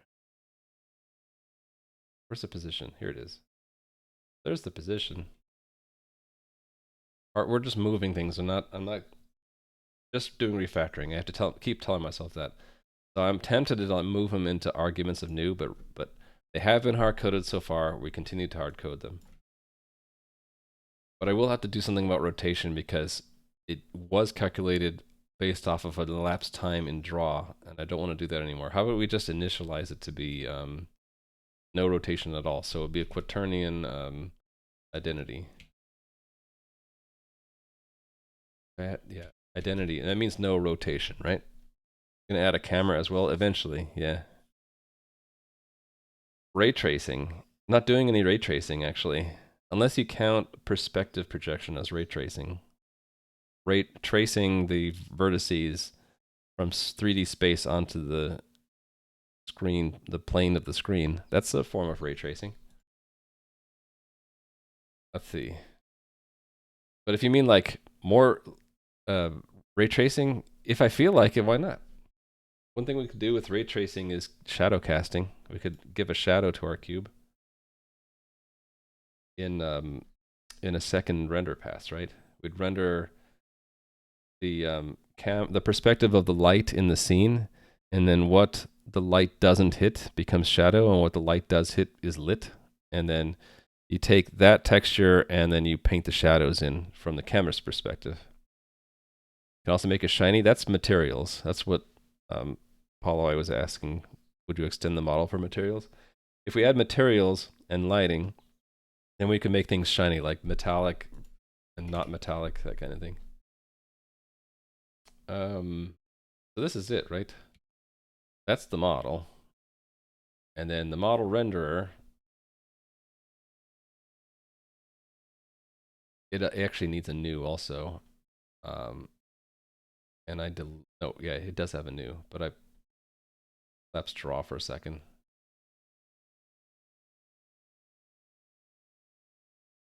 All right, the new doesn't need that. Where do we need the surface config for?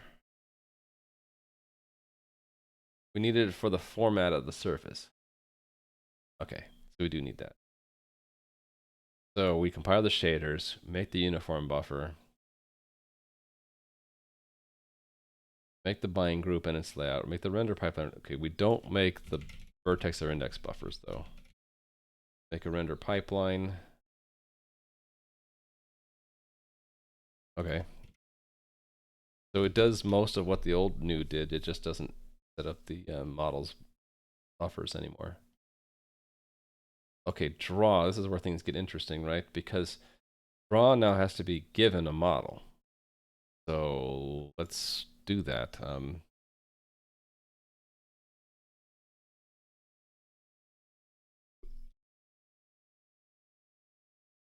Self goes first.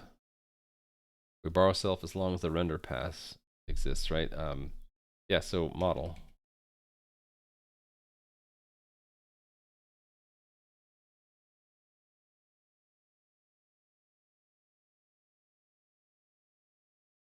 Next up, obj importer. Actually, there's a library I like for that, and I think that there is a Rust binding for it. It's got a funny name too. It is the asimp. Rust-simp. I'll probably use this when I get to like complex 3D models. Yeah, because I'm not really that interested in writing my own obj importer. I've actually done that before, and it's not that interesting. But yeah, the cool thing about asimp, it's a generic asset import library, so it supports like a lot of different formats. I wonder if they list them. Supported formats, here we go. Look at all those supported formats, and OBJ is just one of them. Did they support the Pixar format? That USD? No? Well, shoot. If we had Apple Pixar stuff in USD, we would have to use something else. But like STL and OBJ are pretty popular. Yeah, also that's what I'd probably use. Asset imports. Okay, so this is not part of self anymore, it's part of the model. And so is the index buffer. Okay, the scale is in the model now. Model scale. And then I think you can turn a quaternion into a model rotation. So let's see, it would be model dot rotation dot as we want to, right? Do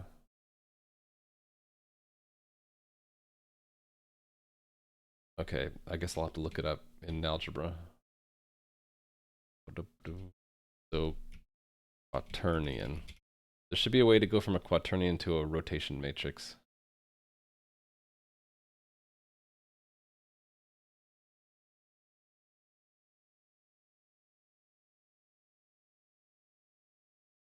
Or maybe the other way around. Maybe I should be looking at matrix.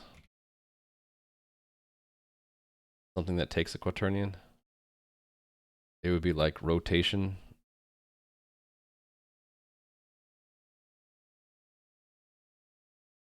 Rotation. Unit dual quaternion. What's a unit dual quaternion? Huh.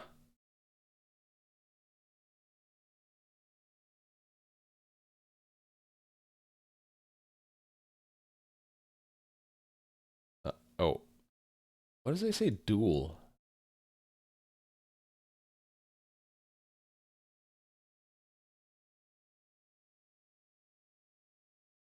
Yeah, I guess unit quaternion is what we want, right?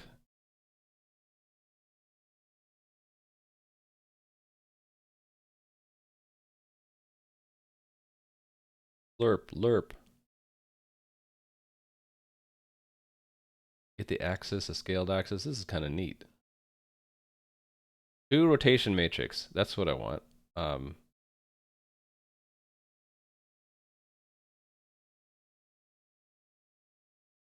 So I don't want a quaternion. I want a unit quaternion. So that's the answer.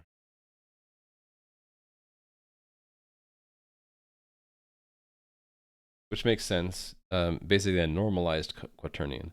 If you guys don't know what I mean by quaternion, I guess some linear algebra is prerequisite here, right? Sorry, I'm not a very good teacher of linear algebra. So it was two rotation matrix,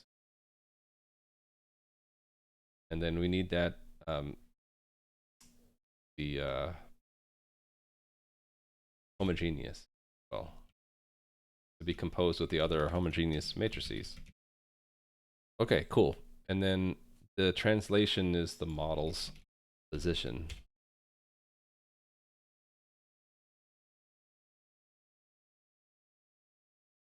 I now know, I know why I had to do a negative to that, by the way, because really we should be, the translation should be negated.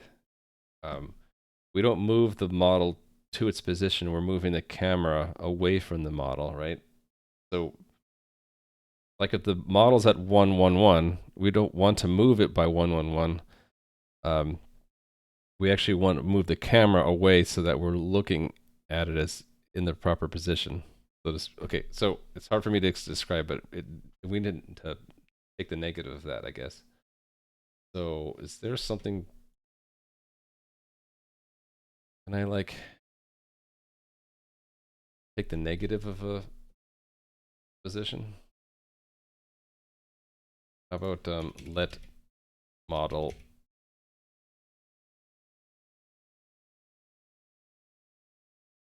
I'll worry about that later. Right now, if it needs to be negative, it'll be negative. Get this to compile. We don't need this anymore. I guess I can shorten this by just taking this out, putting it here.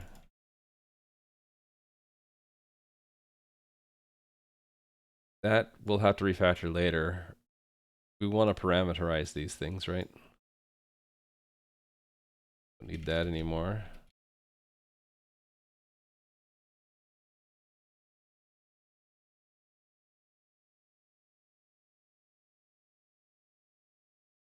I just put this. Oh, I guess it looks nicer to be out here. I was going to put it in place of that name. Okay, that looks good. So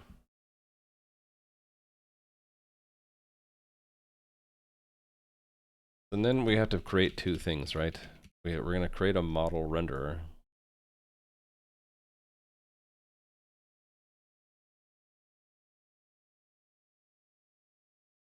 And we're going to create the model itself.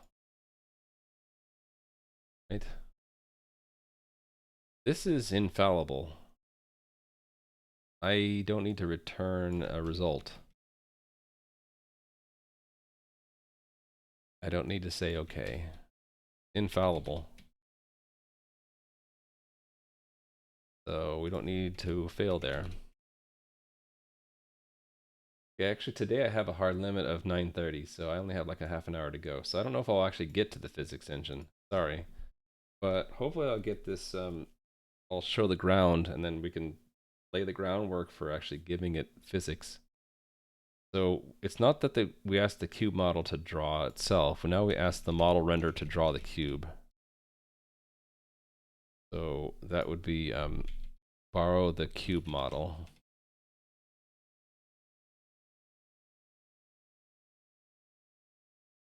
Did I not call it model render? Oh, we have more things for draw.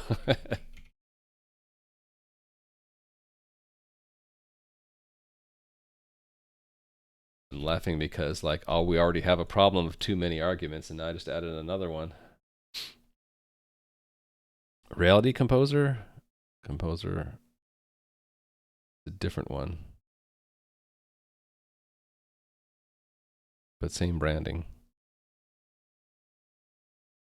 Or are you talking about Pixar's USD, the Universal Scene Description format? I was just wondering if the open source Athimp supported it yet. Yeah, you can on the Mac you can use Reality Kit to load them, and I doubt that there's a Rust wrapper for it yet, but you know, could be. Model renderer. You know, the DreamWorks open sourced does that include the library to work with assets? That's a renderer. I mean, that's cool, but what's in it?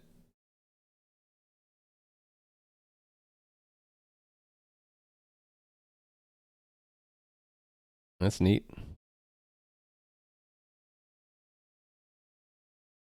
That's fine. It can be off topic. You're a VIP after all. Hey there, Clavinex. I'm bringing back old memories about math. Hope so. I'm trying to bring back old memories too because I want to not forget certain things like basic linear algebra.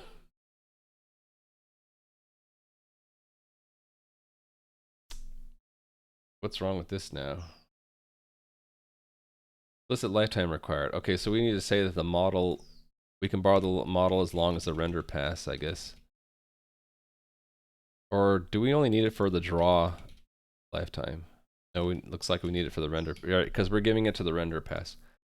So here's an example. We were talking the other day about when do we actually have to be explicit about lifetimes. Here's an example. Because the render pass has a certain lifetime.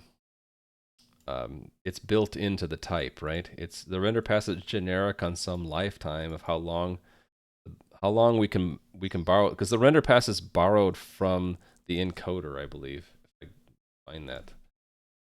Find where this is called.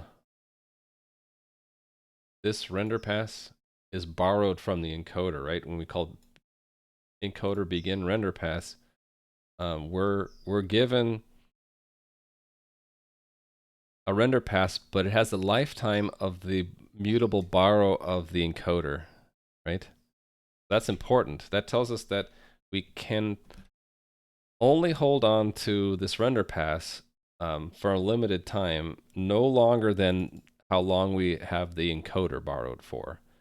right? We're borrowing the encoder from someone else.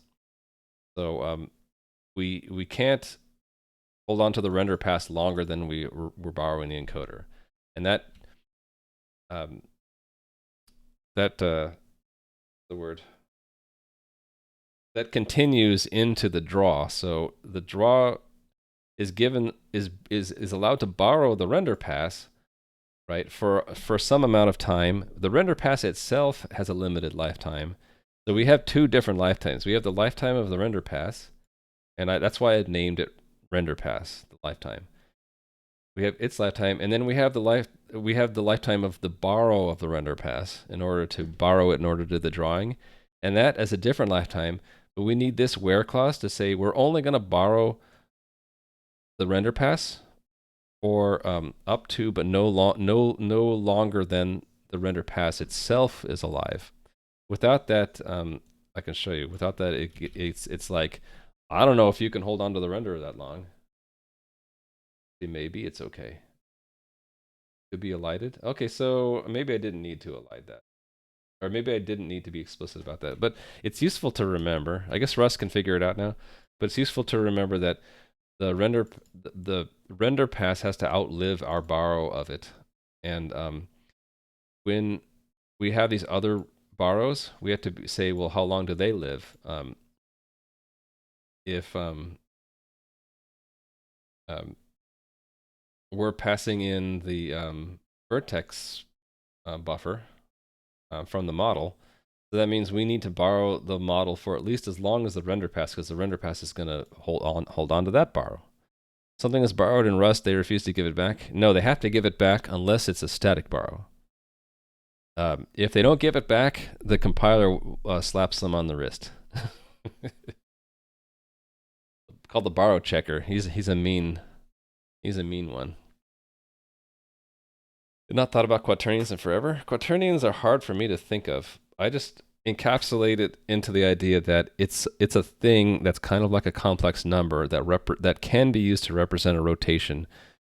And one way to break it into two parts is the rotation has an angle of rotation and an axis around which you're rotating. And that's how I hold it in my head. I know quaternions can be used for more, and there's more to do with it, but that's like the limit of my mathematical understanding of it. So yeah, anyway, I probably don't need these explicit lifetimes, but it's a nice place where we can illustrate that the render passes has a limited lifetime, and we're borrowing it for no longer than that. And the model has to be borrowed at least as long as the render pass is, because the render pass is going to borrow that buffer for a while. Can't do 4-dimensional math. Yeah, it's hard. Amateur. Sorry. I will try to get better. We're not using that angle anymore, right? Oh, right here. This model rotation is fixed, right? So it's not going to be the job of draw to pick the rotation angle. We got to move that out. So this part we need to handle earlier for the draw. Call hierarchy.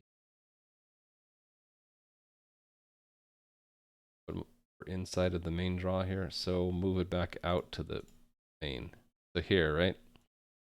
So before drawing, I want to update the model, the cube model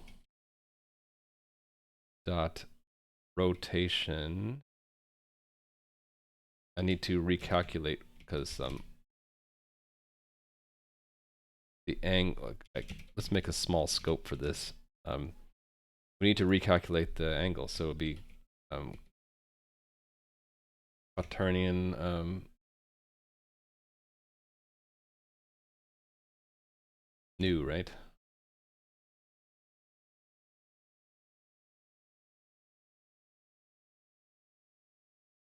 Was it new?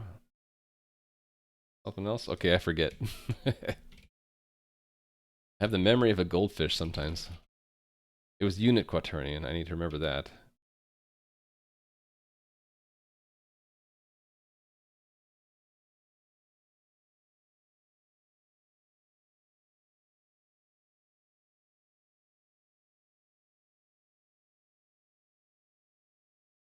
Okay, I've already deleted it, apparently.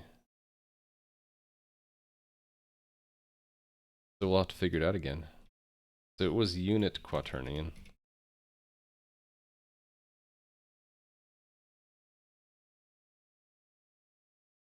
I thought it was new. Am I wrong?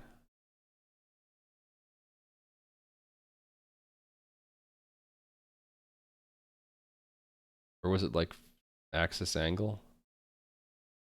That's to get the axis angle out of it.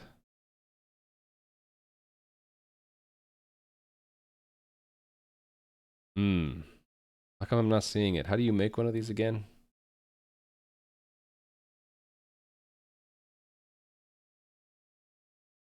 Is it from? Oh, I'm being raided. Booyah, Grandma. Thanks for the raid. Are there any game engines that use time as a constant like XYZ? Uh, didn't Braid have something to do like, well, not as a constant, but it was like it was an element of the game, time, like you move things backward and forward. Hello Raiders. I'm learning different libraries involved with doing graphics and physics in Rust today. Most of my streams are about Rust, and I'm just interested in learning some of the libraries in Rust to do some of the things that I find cool, like doing 3D simulations. So usually when you do 3D simulation, you need to draw things in 3 dimensions, or at least a 2D projection of that. And you need to use things like physics engines to give them like realistic characteristics like mass and momentum. So I'm playing with that. Oh, it's from axis angle. That's what I was looking for. Sorry, yeah. So I'm playing around with that. And right now I'm refactoring some code to separate like the drawing of an object from the object's physical characteristics. From, whoops, from axis. So the axis was, I think I had just picked an arbitrary unit vector 3, 1, 0.5, and 1, right? And then the angle is going to be based off of the time, right?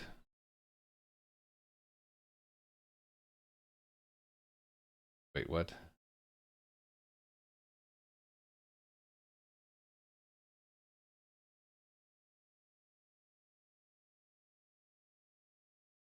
Oh, it's not new. It's like, there's like another.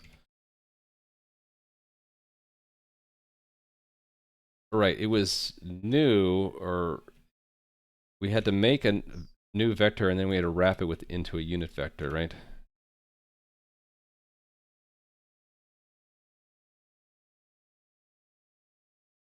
Was it from or something?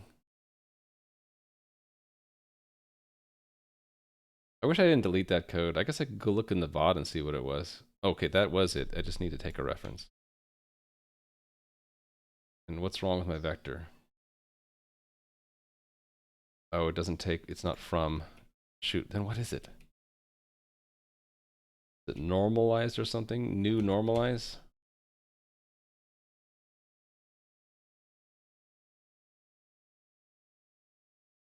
Okay, that was it. I just need to make my cube model mutable. Cool. So, summary of what I just did. We're going to rotate our cube. The rotation angle is just going to be right now just how many seconds have passed. So in 1 second, it'll have rotated 1 more radian.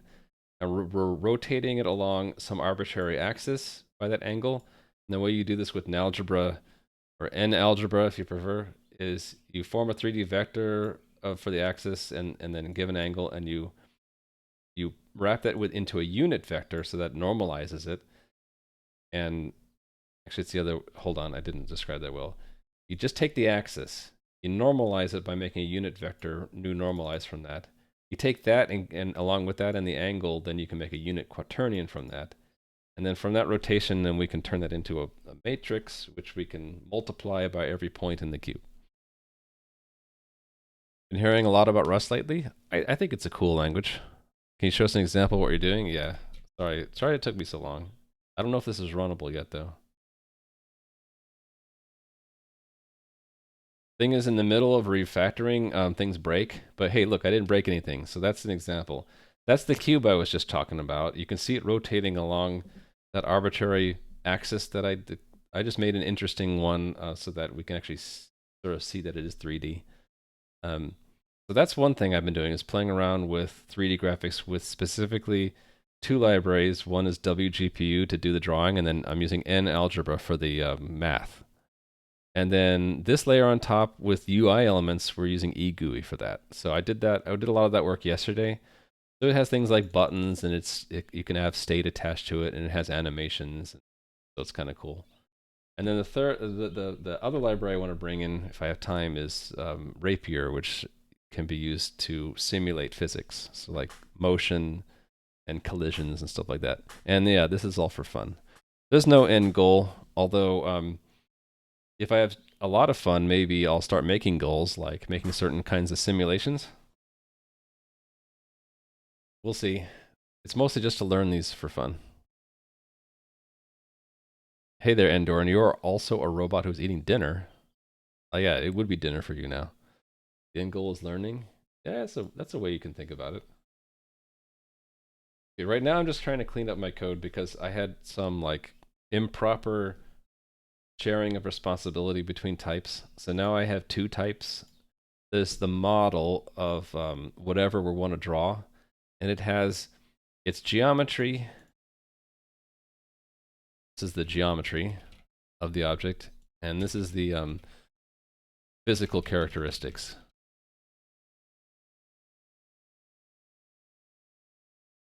So right now, the only physical characteristics are its scale, like how big it is, how much to rotate it in space, and then where to place it.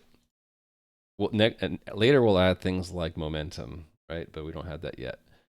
Geometry is where the points in space are to draw its corners and then how to connect them. And they're separated between two things. There's an index buffer. So like these are indices into this vertex array, and they say like which points do we pick from to draw the top, bottom, left, right, front, and back of the cube. Generally, we always draw triangles in 3D graphics. So this is two triangles, 1, 2, and these are the points of the triangle. So each point is a vertex. A vertex has a position and a color. Right now, I am attaching a color to each position. That's why when we run it, we see that it's very colorful. It would like run instantly. So each vertex has a color, and the way I've designed the shader, the color of every pixel in between these vertices will be interpolated based off of the colors around it. So like that one being green and that one being blue, we get a nice transition between green and blue between them. It's interesting. I think this was accidental. I actually have an all blue face. That wasn't planned. I think the original face was like this. No, that wasn't it. There's one of these faces has a different color on each corner. Original. Oh, it was originally a triangle, and I think I just copied one color. So there'll be three of them have. Yeah, that's right. So we have red, green, and two blues on that face that there, and then the others I just copied from there. I'm over explaining it. Sorry. So that is all to describe the cube, right? And then I just refactored that out of another piece that used to be combined with it called the renderer. And that has the drawing tools. These are the drawing tools to draw it on the screen, right? And then the method to actually draw. Oh, we have something we're not using anymore. I remove. Don't need the elapsed time anymore. So yeah, this draw takes even more drawing tools that are common for all models or common for everything. So like the render pass is like describing to the GPU what to do. Actually, that's that. There's the model render itself. There's the render pass. There's the queue is what we're going to eventually use to copy stuff from the CPU to the GPU. So here's where we copy some global variables, and a screen descriptor is used to calculate the transform for making things look 3D on the screen, and then the model to render. So you can imagine I might call this multiple times, one time for every model, maybe with the same, everything else being the same. Same screen, same GPU queue, same render paths, but in different models. So now that's nicely separated. Because the goal was to now not just draw a cube, but I wanted to draw the ground underneath the cube. Because after I get that done, we can bring in the physics engine and then try to get the cube to fall onto the ground. Let me know if you guys have any questions. One thing I haven't touched on is the shader. Oh, I should say one thing I touched on but didn't really dive into is the shader. You saw how it was like all colored. And the starting point for that is that the vertices don't just have positions in space, they have a color attached to them. How do we actually get those colors on the screen, right? Part of the setup for the renderer is we're compiling a shader program, and then in the render pipeline, we're saying, hey, for each vertex, run it through a shader, run this function in the shader program, and use this layout, this description of a vertex, which is like telling it that we're going to take the position and put it in one slot, and we're going to take the color and put it in another slot, and then we're going to call the vertex shader. So here's what the shader looks like. It's pretty simple. It takes in its inputs, which we just described, 2 slots, right? Position and color. And then it, should shorten this, but it computes, this is a built-in variable called flip position. Oh, no, it's not built-in. Its slot is built-in, but I got to name it. So there's a built-in slot where we're supposed to put where the vertex goes through to get to the fragment shader, which is the next stage of drawing. And it needs to be in screen coordinates, right? Or clip coordinates is what they call it. So we take the position of that vertex in space, and I'm adding a 4th coordinate in there because then we have to run it through a 4x4 matrix to give it perspective, and there's a whole bunch of math reasons why. But that transform does everything. So it moves that vertex to be, where is that vertex on that particular cube at whatever rotation it's at, however big it is, and then from what camera angle. All of that is embodied into one matrix that we multiply every vertex position by and pass down to the next stage. The color we take and we just apply an alpha channel of 1 to it, and we pass it down as is. And then that goes to the fragment shader, and that's really simple. It just says, for every pixel, use the color the vertex shader gave us. One interesting thing is this clip position goes in, one value goes from the vertex shader out, but the vertex shader is just operating on the corners of the cube. The fragment shader is operating on every pixel we see on the screen. The way it determines this it's not shown, but like where the color is goes is it's interpolated. So when you describe a triangle with 3 vertices, every pixel inside the triangle gets sent to the fragment shader, and then the color is actually interpolated from the colors of every corner. So that's why when you see my cube, if I assign a different color to, gosh, wish this would take less time. When you see something like this nice gradient, it's because that corner was green, the other corner was blue, and so all the pixels in between their color is interpolated as how close is it to the green pixel, the green corner, and how close it is to the blue corner. If it's closer to the blue, it's going to be more blue. Closer to the green, it's going to be more green. That's a linear interpolation. It gets really interesting when the triangle has 3 different colors. Then we're interpolating between 3, like we're multiplying by the distance between from each vertex and adding those together. So kind of getting an average color. Got a question, how are you doing in general? Never seen a red arrow tip between the function arguments and output type. That's some kind of bug in the WGSL language server, I think, for this. It shouldn't show that in red. That's valid. I don't know why it's red. And I'm a little bit frazzled, like 15 minutes to go, and I'm trying to explain stuff. But otherwise, I'm doing good.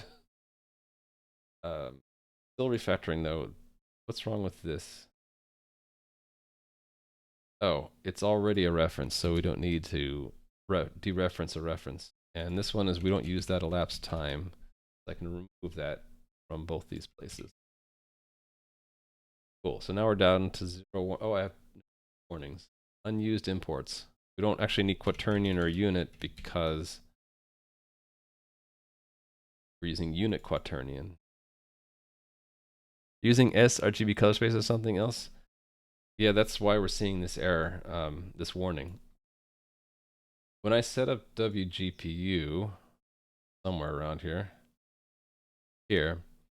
I asked it for a surface that's somewhere here I asked it for an sRGB surface.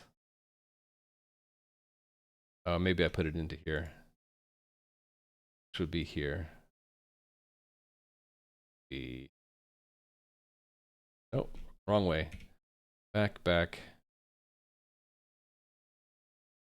Where do I ask for sRGB? Here it is. When we configure the surface, we configure it to use a format that is sRGB compatible. And that's because I took this from a tutorial. Then later I found out that egui doesn't prefer an sRGB a surface configuration. It prefers a non-scaled one. So that's why we're getting this warning. So I have to come back here and change this. We probably want to find an RGB one, but I found that there is no such method is RGB. It doesn't exist. So I think we have to make our own function to find a compatible non-scaled sRGB configuration. Hey, Lentil Stew Dragon, I'm doing okay. So yeah, it's scaled right now, which means that the colors might look a little funny. Funny as in not what I would expect when I pick them. I think things overall look brighter because being scaled, it's a different brightness curve. And if we did unscaled RGB, the curve would look different, and I think things look a little bit darker. So to appease egui and to turn it to non-scaled, I think things we'll have to adjust our colors. Like the background color, I remember it looking darker if I turned off the scaling. Anyway, make sure that this is nice and again refactored now because I want to add another model. Let's fix this. This should be cube vertices, right? And this one should be called cube indices. Because the next thing I want to do is I want to make a ground, right? Let's make a ground. I think it can be much simpler. We'll just make a square. It doesn't even need to have any thickness because in the physics engine we'll just say that this is actually, does it have to have a thickness? I thought you can have like a surface height map, and you don't have to describe it with anything other than a 2D or a shell, right? It doesn't have to have any thickness. So this is going to be ground vertices, and we're going to need 4 of them because it's going to be a quad, and then we'll have ground indices, and there'll be there'll be 6 of these. We have to make 2 triangles. It's going to be very boring ground. 2D plane, yeah, it should work. Do you think the official Rust book is a good start point? I think so. The link I have there will take you to the right place.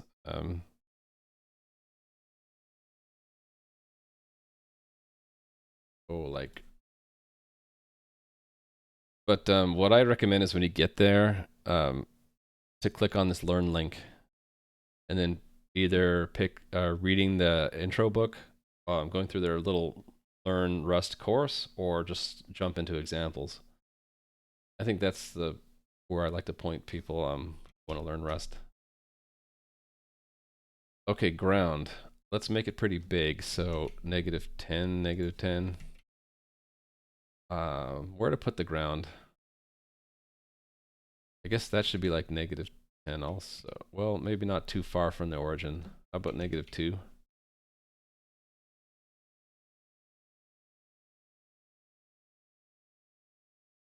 And then we just need to describe the different corners. So thinking about it going around counterclockwise, I guess the one to the right would be positive, and then going north of that would be positive for both, and then to the left would be that, right? So what color should we make the ground? We should make it look realistic. It should be brown. What's a good color for brown? Let's ask Google. Brown RGB. Poo colored. Shades of brown. Almond. There we go. Oh, I need those as floats.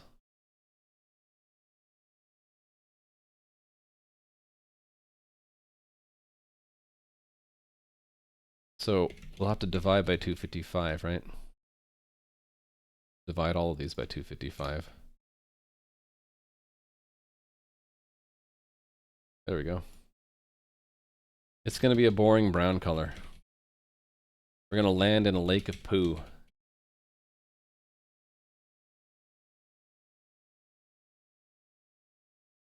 Oh, wrong kind of delimiter. There we go. So ground vertices, ground indices, generally like to make a quad from triangle points that are arranged the way I did, it's 0, 1, 2, and then 2, 1, 3, right? 2, 0, 1, 2, 2, 3, 0. Okay.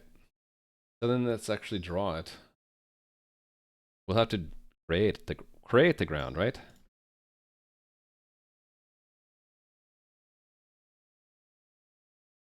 Ground model. Now you're probably seeing right away the mistake I made, and that they're going to be exactly the same. They're both going to be cubes, and that's because model new has cube baked into it.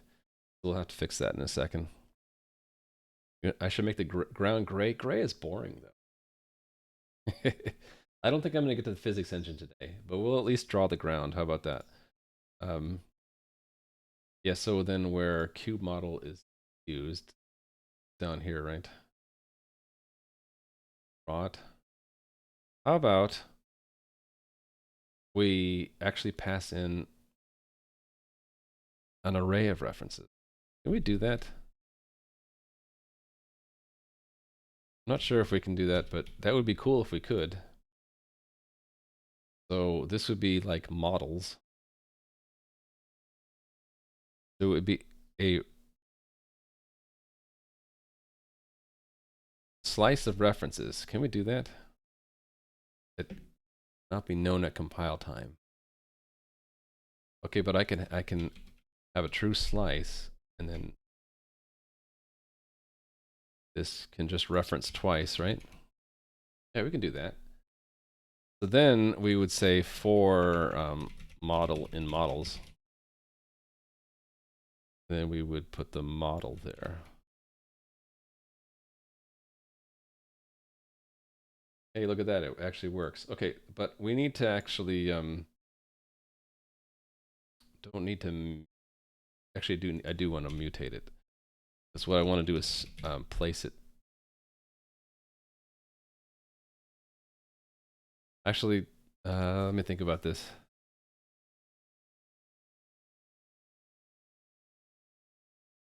What if we do a builder pattern where we say like ground model at position Actually, I don't need to, it's baked in, right? The ground position is baked in. I don't need to modify that at all. But I do want to have the cube out of position, right? Because I need to pull things out of this new, right? This position here needs to be pulled out. We're going to pull it out and place it there, right? So to do that, there are two things I need to do. One thing is I need to have a default position. So let's just have vector3 identity or 0. Got a 0, right? Zeros. And then following the builder pattern, we would have an at position. Is it the builder pattern if the builder is the thing we're building? Because really it's just self and a position, right? Vector3 for return self.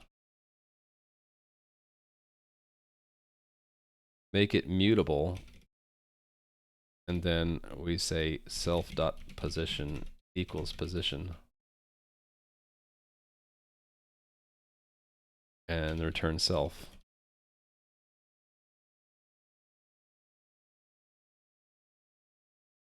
So yeah, this actually, we don't need to mutate the ground. Ground's not really going to change. But yeah, I wanted to like move things like scale. So we want to also have an at scale or scaled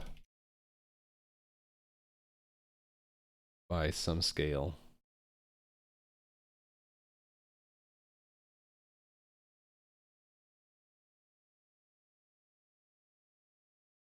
So that default scale is just 1.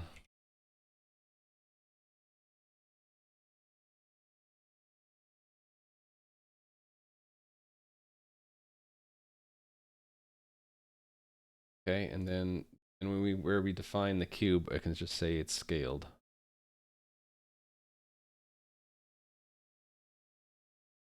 Scaled 0.5. Cool. All right, and now I need to not bake in the cube to that class. So the new needs to actually take in the vertices, and that will be a type of vertex, right?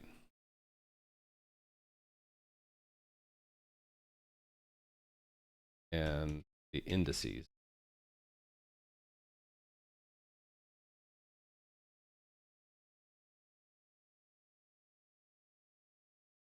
Oh, I don't think I want that. I want index, right? U16. And this one's vertex, I think.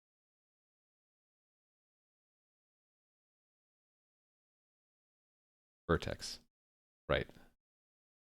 Then this is actually going to move to the constructor.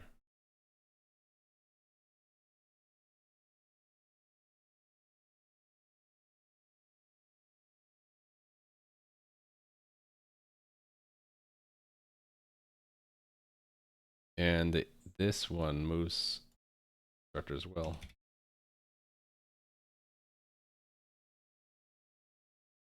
Okay, and then I can have the different vertices for ground.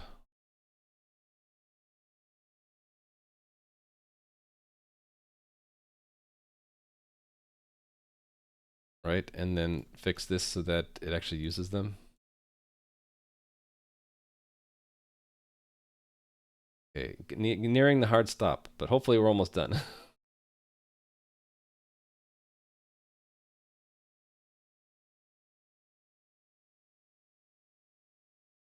Oh, right. It's already been bite mucked. Maybe we do the bite muck thing in here. That would be cleaner, right? Bite muck cast slice.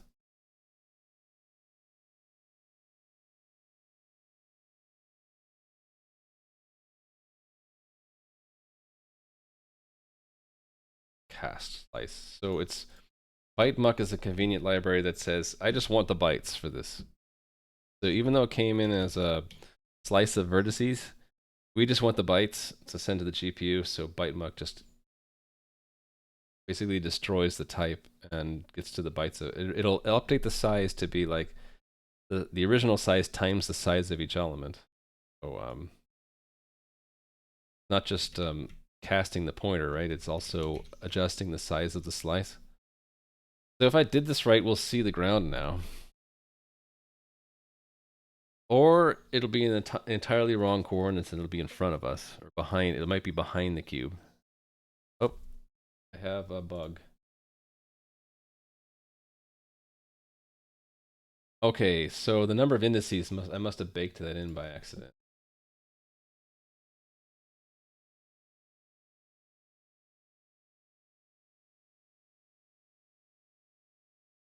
Maybe in the draw command.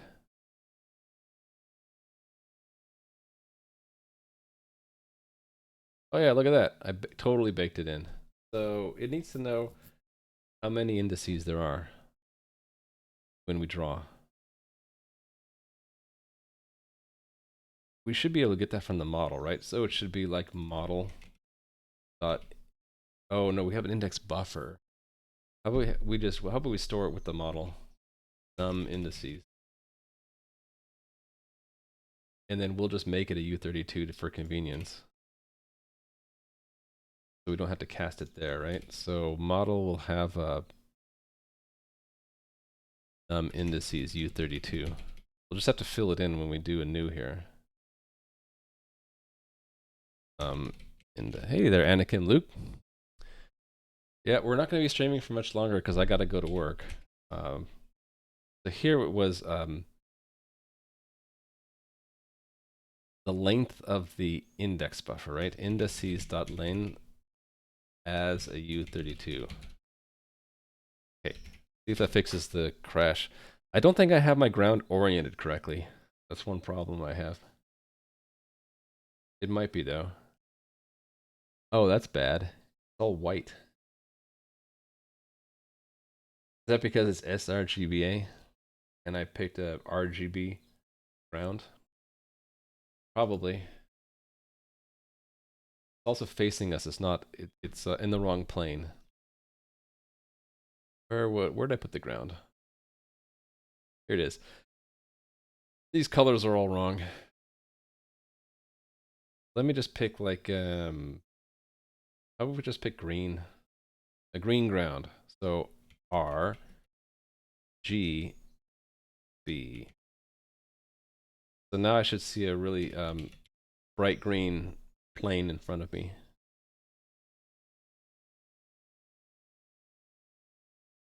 Yeah. So I need to turn it.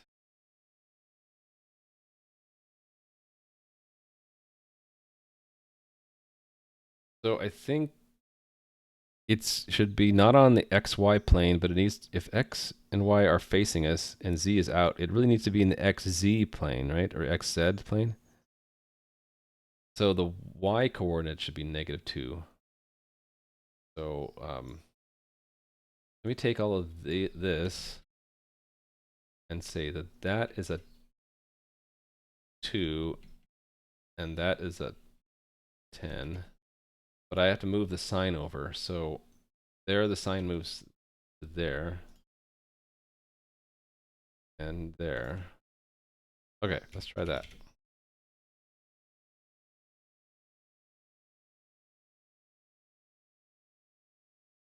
Hopefully I have the ground oriented correctly. No, now we're not seeing anything. Let's not draw the ground. I want to at least see my cube. Maybe because I might have screwed something up. Oh, let's remove the ground. Where is it? Here it is. Let's just draw the cube and not the ground. Make sure I didn't.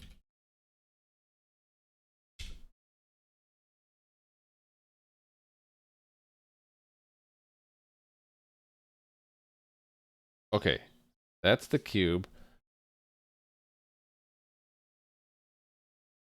Why does the ground obscure the cube?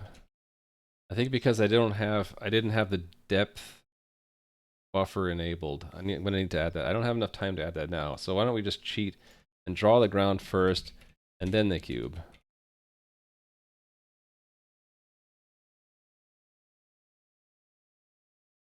Without the depth buffer, the ground is probably drawing over the cube, right? Okay.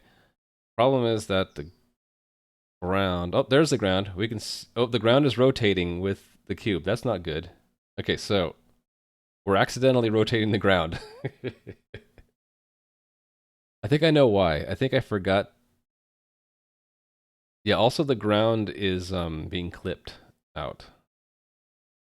I think I have to move the ground a lot lower than it is right now. Okay, a couple things I need to do.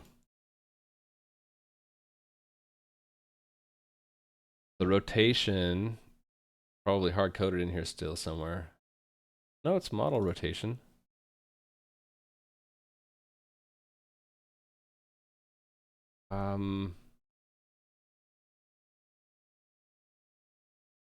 Wait.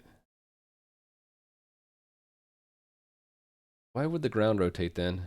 Because I thought I was only rotating the cube.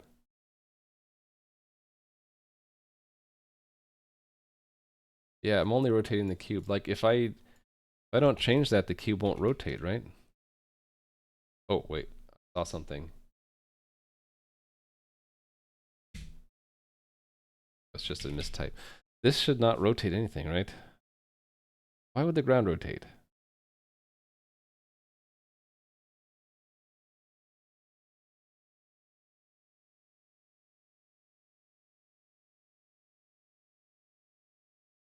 Oh, I know why. The transform is probably only being loaded once in the uniform. That might be it. I think, yeah, I think I know what the problem is. So take this back out. Take this out too. I don't know if I'll have time to fix it today, but I think the problem is when we tell it to draw and we do this right buffer and then we do the draw indexed and then that's for the ground, right? And then we go and we right buffer again and draw index the cube. I think the first right buffer is replaced by the second one because this is all going into a queue, right? I think it ends up only using the last right, which is the cube's uniforms. So I need to figure out how to get it to use different uniform. Maybe I need 2 different render passes. Either that or I need to somehow attach uniforms. That somehow? I might have to. I'll have to do some research on this. But yeah, I'm totally out of time now. So enjoy the rotating ground with the cube while I find someone to raid.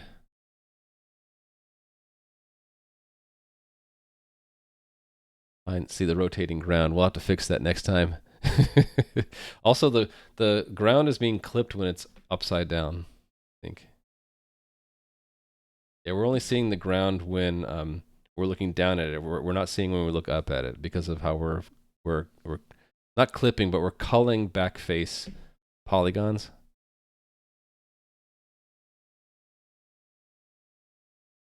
Ooh, there are a bunch of choices of people to raid today. Wow. Over 1,000 people watching Primogen, or 16 people watching Tim. There's also Bald Bearded Builder doing .NET stuff.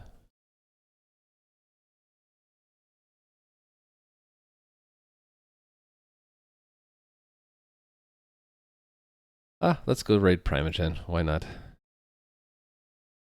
Hope you guys enjoyed watching. I should be back tomorrow to try to fix the ground and maybe do some physics stuff if I'm lucky. Yeah, I have to go. I have to go to work, Endorn. You're done with work. My work is yet to come. One thing I don't like about this UI with the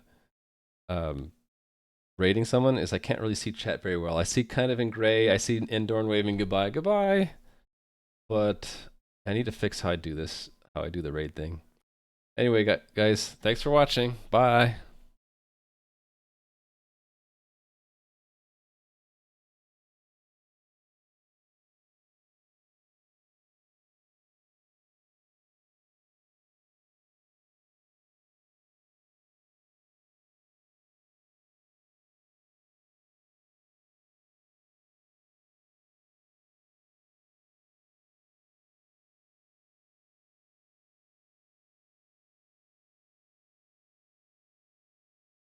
Wait, did the raid work? I can't tell.